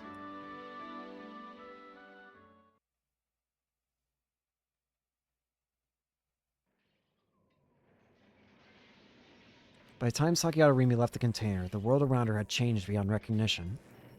A city of death. That was the most fitting description. Countless buildings littering her surroundings had collapsed, and those that avoided such a fate had deep cracks ripping through them. The third melt. I never would have thought it'd be this huge. We were too late. Hirose Genichi moved Noah 2 into full-scale operation earlier than I expected. Following that voice, a boy on a wheelchair appeared before her. This whole building was not wheelchair accessible, and yet despite the fact that it should have been impossible for someone in a wheelchair to ascend to the roof on their own, there he sat. But Rimi showed no signs of being surprised by his appearance. It looks like you've returned to your former self. There's no such thing as my former self. It's more like I'm back to the person that Taku wished for. And the fact that Taku did wish for me to come back, I can't explain how happy it made me. He used his power without D-Sword again. If we push him just a little bit further, he can awake.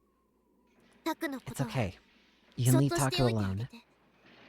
Cutting his words short, Rimi spoke with an intense conviction. I'll take care of Noah too. I'll save Nana-chan. And I'm not gonna let you die either. You can't face Hirose alone. And, as I've been saying for so long, you deserve a normal life. Well, here's the thing. I made a promise with Taku. Looking up at the overcast clouds, Rimi gave a fleeting smile. I promised I would protect him. So I gotta go. Bishi. Rimi. Walking past the boy in the wheelchair, Rimi proceeded down the stairs, and the boy, deciding not to follow her, rather being unable to, sank deeply into his wheelchair and let out a great sigh. You're planning on sacrificing yourself, Rimi.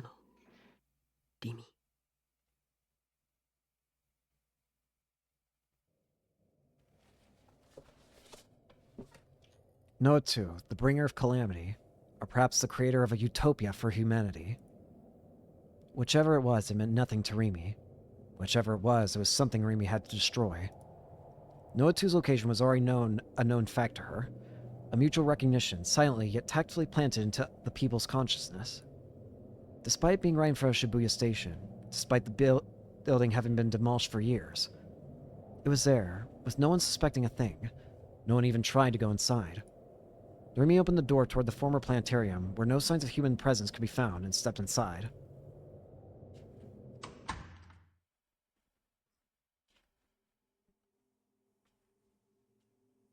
There's the D-Sword. Noah too, and Nanami. Rimi's eyes went wide at the scene she saw before her. There stood a device that was beyond enormous. Enshrined in the center of the dome-shaped room, it could be described only as a monster. An ominous sound rang faintly throughout the spacious room. It was a low-pitched noise akin to the deep growl of a beast. A sound that signified the device's operation. Noah too. Nana-chan. Nishijou Nanami was being held captive right next to the device. Her uniform was torn, and a bandage soaked with blood was wrapped around her right wrist. Her head hung toward the floor, and she looked terrible, terribly pale. Faced with such a pitiable sight, Rimi was at a loss for words. Crucified, in Jesus of Nazareth's likeness. No, what held her now could not be called a cross. It was something far different, for it took the shape of pure, unadulterated malice. The entirety of this world's evil, the entirety of this world's disorder, the entirety of this world's immorality. It would be no exaggeration to refer to it as a symbol sculpted to those very attributes. Wait, isn't this... Keeping her guard up, Rimi swiftly checked her surroundings. There was no one else there besides Nanami. She found no traces of the man who prompted the development of Noah 2, the man who had performed ruthless, torturous experiments on her, Narose Genichi. Although surprised by that fact, Rimi prioritized Nanami's escape and ran toward the tableau crucifying her.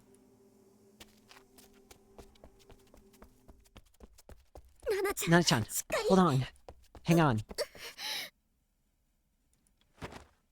Lowering Nanami from the tableau, Rimi sighed in relief after confirming she was still breathing. First and foremost, she had to get Nanami somewhere safe.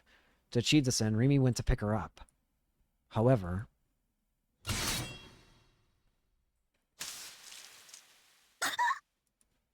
Intense pain surged in her back, as if something was gouging out her very flesh. Rimi vomited blood that stained Nanami's uniform. My, it's our first time seeing each other again after so unbearably long. And not even a greeting. Enduring the pain, Rimi turned her head. Narose Genichi was standing right behind her, and in his hand was a tableau that had been clasping Nanami only a moment ago. However, it was not a tableau, but a sword. Narose Genichi's D-Sword. That very blade was now piercing through her body. Narose slowly drew his hand back. The sharp blade of his sword bored into her body, slid through her flesh, and scraped against the surface of her bones. Her body arced in an involuntary spasm, spurred on by the sharp, agonizing pain as her body was slowly being sliced apart.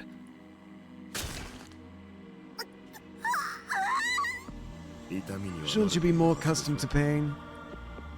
At last, Narose's sword released her. A torrent of blood came gushing free. Every nerve in her body was screaming out in agony. Even now, she felt as if she was about to pass out from the sheer pain. That girl is a precious decoy required to lure out Nishijou Takumi. Having her taken away on a whim would present quite the trouble. Rimi was well aware of the magnitude of Narose's powers as a gigomaniac. She had been imprisoned by the man for over 3 years, after all. In a fair fight, she would not stand a chance. In this situation, he would never let her go.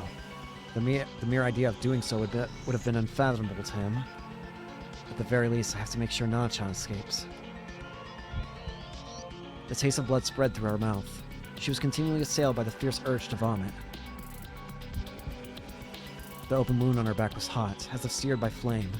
The sheer pain coursing through her left her unable to move. Blood was still rushing out without pause. It felt as if her consciousness was about to be severed. It was so terribly cold. Her eyes grew hazy, and amid her fading vision, she saw what resembled a scornful smile forming on Narose's face. This might be it for me. Rimi couldn't envision a delusion in which she managed to escape this man's clutches. Only despair governed her heart. I'll grant you my power. It was a voice Rimi knew very well. Nishito Takumi, or the boy presenting himself as Shogun. A voice came from a distant place. It defined it was in a manner akin to thought transference. In other words, telepathy. A feat only made possible by gigalomania. I grant my final delusion to you. Takumi? I'm sorry for leaving you with such a difficult duty. I've come to understand it's impossible to go against your will, so I won't try to do so anymore. You plan to die, don't you? If there was a way to fix things without dying, I would have done it. Given that he has not awakened, there isn't much I can do. So at least let me do this. Let me grant my final delusion to you. Are you saying there's no reason for you to... Even though I had no presence in this place, Rimi shouted at the person she was speaking to. You are the one person I absolutely cannot let die. I was the source behind all of this, so I cannot let you suffer for it. But... That's enough. Rimi, I need you to kill Narose, and then I need you to destroy Noah too. I will provide that backup. Rimi's teeth sank into her lip, and she wiped away her tears. Despite growing more and more distant with every passing second, she did everything in her power to hold on to her consciousness. She real-booted her D-sword. Countless fluttering feathers came falling down. Cradling Nami with one hand, she held her sword in the other. The dripping sound landing at her feet conveyed the terrible amount of blood she lost. The bleeding had yet to stop, but her wound was one that would never allow it.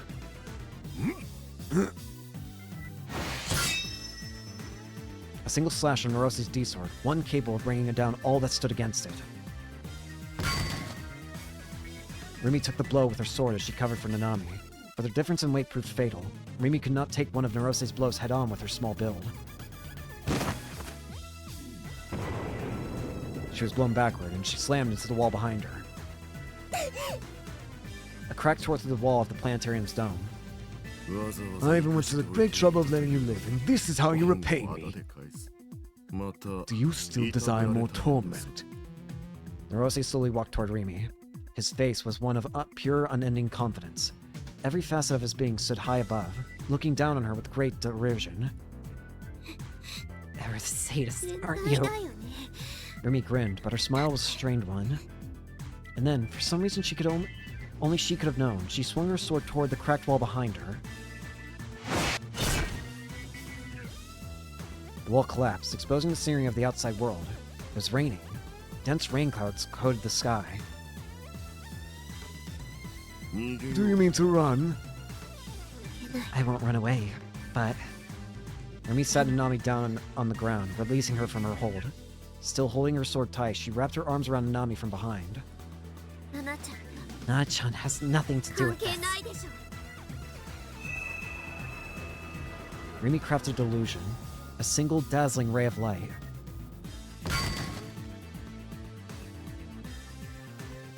By the time the light had subsided, the wing-shaped D-sword Rimi held was no longer there. In their place, snow white feathers had grown from Nanami's back. Pure, untainted wings enveloped the blood-stained girl. It was a gruesome yet unendingly beautiful sight. Her form was like that of an angel. Nanami was unconscious, yet as if they had a will of their own, the wings that adorned her began to flap. Rimi parted from Nanami. Deeply bemused, Narose watched as Nanami flew up through the giant hole that had been opened in the planetarium. Slowly and steadily, she glided through Shibuya as the rain incessantly poured. Now unarmed, Rimi watched as she flew. Na-chan, be safe. I see. Using your delusions, you turned your D-sword into a pair of wings. Do you no longer plan to run? Narose already had Rimi within range of his D-sword. She could send her head out flying with a simple swing. Nevertheless, Rimi stared right back at him, bereft of all fear. I can't run just yet. Because I have to kill you first. 殺さなきゃいけないから From her pocket, she retrieved a cross with a dark sheen. To be precise, however, it was not a cross, but rather a stake. The same as those that had been used in the crucifixion case. In that very moment, Rimi had just real-booted one. Upon witnessing the display, Narose could not help but raise a scornful laugh. Kill me with that toy, that plaything. You greatly underestimate me. The blow was far too fast. Narose's D-sword, far larger than he was tall, and had a speed thought unthinkable within moral constraints, tore through Rimi's flank. Only when her body had already begun to stagger from the slash did she realize she had been cut.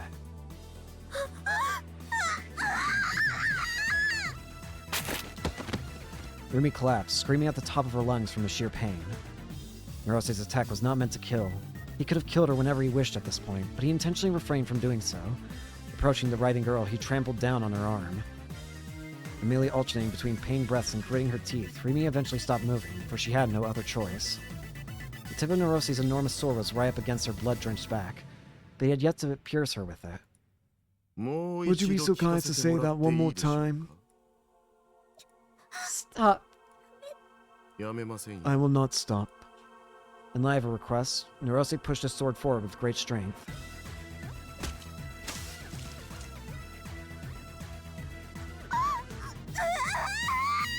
The tip of his sword further gouged the flesh of her blood-stained body, clawing even deeper into her. It was as if he was pinning down an insect for him to display. So I believe you said you would kill me. Or did I simply mishear you? And yet Rimi, still lying prone on the ground, reached for Narose's leg with one hand and grabbed onto it. She clung to him tightly as she could. The depths of her teary eyes harbored resolute flames of determination. They glared at the scornful man from below. I will kill you. I'll put you to rest. Forever. あなたを Pulling his sword out from her, Narose kicked Rimi in the jaw with all of his strength. Her body tumbled across the floor like a rag doll. It seems that in the time we spent apart, you've grown to be a rather displeasing human being.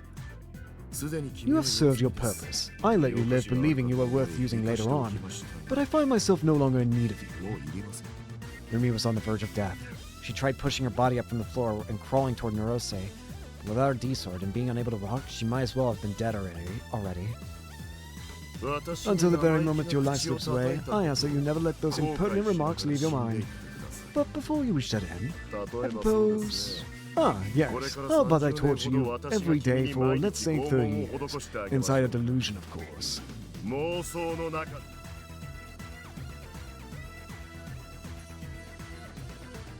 Narose's lips twisted, keeping the collapsed girl surrounded by fluttering feathers within his sight. He formed a delusion. He strengthened his grasp on his D-sword and opened his channel into the direct sea. The particles and antiparticles needed to materialize this illusion had now been created. And from those two collections, only the particles, through the signals of light that were established as sight, were sent into Sakihara Rimi's dead spots. それを That's exactly what I've been waiting for. What? Big mistake. Oh. In a single instant, the fluttering feathers transformed into eyes. Until this very moment, the only eyes watching him had been Rimi's, but now he was surrounded by an innumerable number of floating eyes. その Whose eyes are those eyes? 誰の目 It was the last illusion Takumi had bestowed upon her.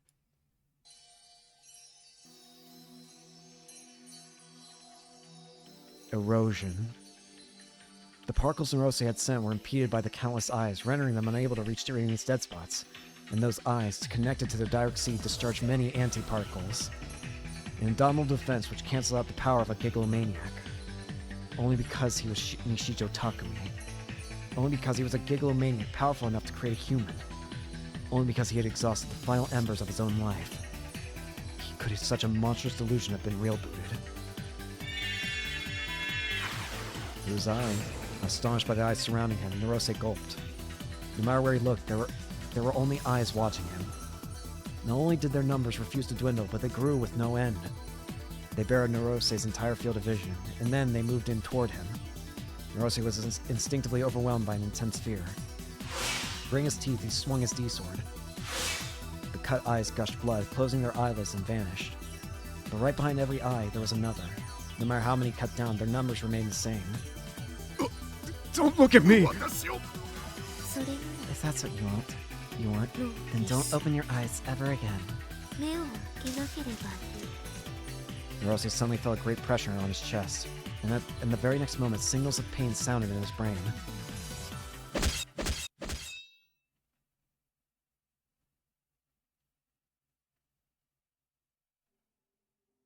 As if they were a cloud of mist clearing away, the eyes that surrounded him all vanished without a trace.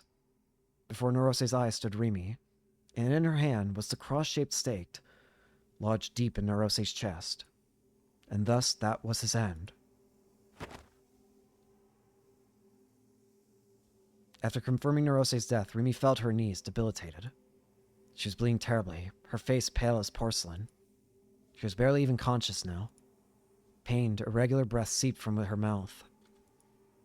Her eyes no longer saw anything.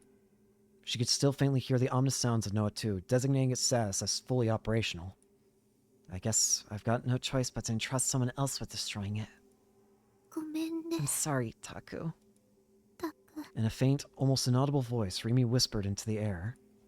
約束 I don't think I'll be able to 守れそうに keep my promise. ないナナちゃん I say, Nana-chan, I know that's not enough to pay for my sins, but still, I それ saved で her. 罪 Rimi 滅ぼ sluggishly しなん raised か her face. There should have been a section of the planetarium's wall that had collapsed. A section through which the sky should have been peeking. から But a few moments ago, it had been filled completely by a collection of rain clouds. And because of that, she could only wonder. Her eyes no longer allowed her to confirm its color, but Sakihara Rimi showed a faint smile as she looked up to the sky. あの空を I still wish I could have seen that sky with you. Just one more time.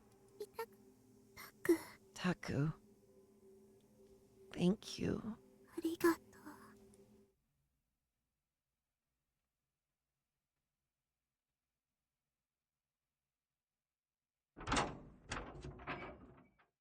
Huh?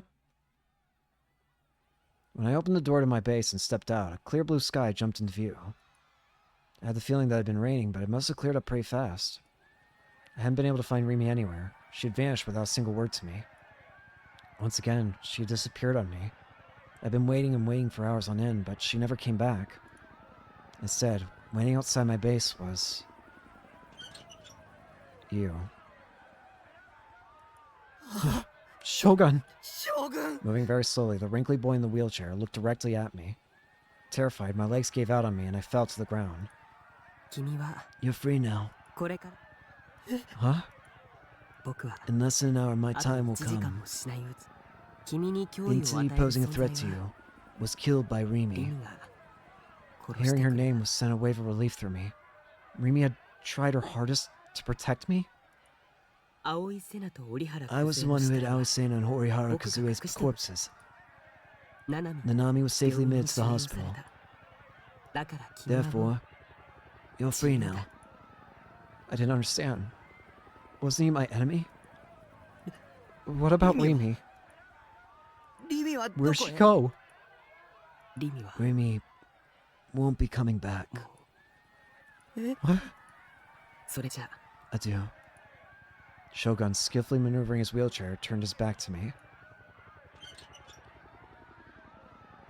I blinked once, and within that time frame, one that hadn't even spanned a single second, Shogun had vanished without a trace. What the hell? What had just happened? Only a couple of moments after that, I heard a low-pitched quaking noise in the distance. Looking over to the center of Shibuya, I saw something. As if there was a giant explosion, a single cloud of dense black smoke was making its way up into the sky. Something had happened. No, something was happening. An uprising? Something paranormal? Or maybe even a battle between gigalomaniacs? Whatever it was, it scared the hell out of me. The mysterious appearance from Shogun had also scared the hell out of me. I didn't want to go anywhere near what was happening out there. Rimi wa Rimi won't be coming back. But Rimi could have been over there. She disappeared once again, and yet I was surprisingly calm. It was strange. For some reason, I didn't feel like I'd been betrayed this time. This time, I had the strong belief that Rimi was somewhere out there, struggling all alone, trying her absolute hardest for my sake.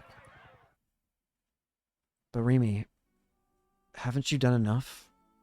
Haven't you faced enough hardships as it is? You shouldn't have to suffer any longer. There's no reason to. It's not right. I remember the soft sensation of her lips. I was going to look for her. I'd had enough of not doing anything, of staying in my room all day like a coward. Our future, for both Rimi and I, and the lives that we shared. There are so many incredible, amazing things waiting for us in the future. I chose to believe that, and I knew in my heart that it was right to do so. Who got school in the morning? Talk about whatever comes to mind in between classes. Eat here at lunch. And at the end of the day, we'll head back home. Sometimes stopping by shop or two on the way back. And when we do get back, we'll chat for a bit in your room. And then when we're all tuckered out, we'll say goodbye with a nice wave and a see you tomorrow. If you're fine with that, I can definitely go the distance. I've always wanted to be that person for someone.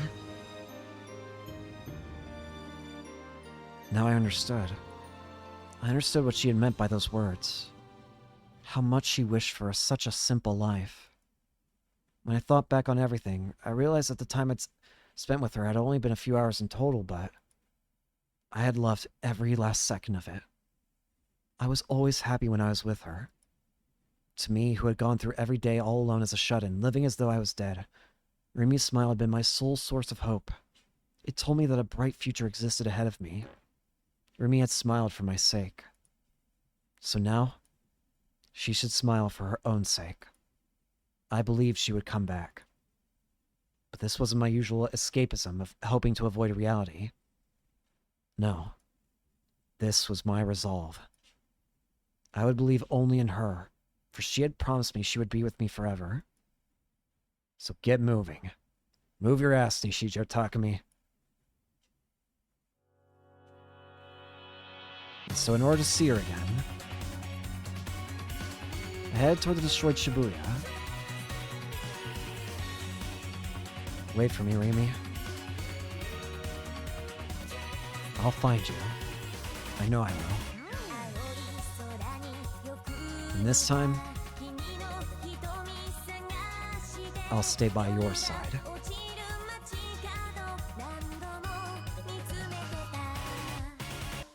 Okay.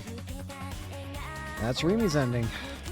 With that, we have now done all of the girls' endings, so when we get back to the main menu screen, something might be different. I don't know if I'll be forced directly into the final ending. If I am, then we'll have to continue a little bit. Well, I'll see. Ideally, I hope that they'll just let me choose it whenever I want. Like, I hope I can just stop after this so I can do it later. Because I don't want to go immediately into it. I want to save it for its own thing. Even if it's super short, I don't know. If it's super short, that's fine. It's just, I want it to be its own episode. I don't know if it's going to be long enough to be its own episode, but we'll see.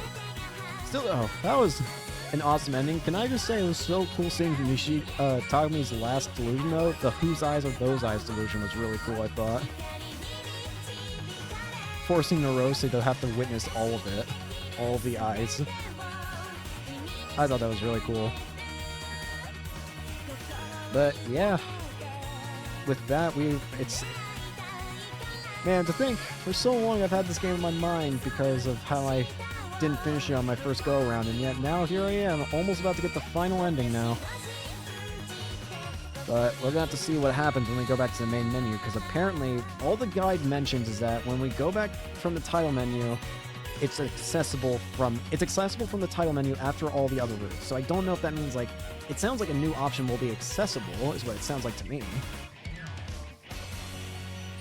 That's what the guide makes it sound like, that there's going to be a new option, apparently. And there's also apparently some questions that I'm going to have to answer, or choices that I have to make during the final ending, but I might just use the guide for that.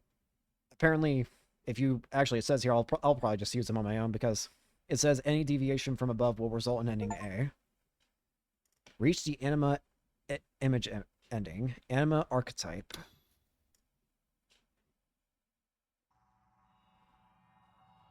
Oh, ha! Blue sky. Yep, that's new. That one was not there before. Before we also head off, there's one other thing I want to look at, which is I want to look at the tips list, and I want to see Platycodon, a D-sword that reflects Rimi's longing for, as well as deep desire to see the blue sky, materializing in the form of wings that would help her fly to that sky. Unlike the other D-swords, it can divide into multiple parts and transform, which hints that the existence known as Sakihara Rimi is one of countless divisions and rebirths. When rebooted, countless white feathers are released from the sword and scattered across the air. However, even these are part of the D-sword. We already saw Gladiolus before. Anyways, yeah. So next time's gonna be the end. Next time we're going to get the final ending, which is which apparently I don't need to worry about knowing what the ending's name is, because it's even said it right here. The ending of Blue Sky. Thank you all so much for watching. Hope you enjoyed, and hope to see you all later. Peace.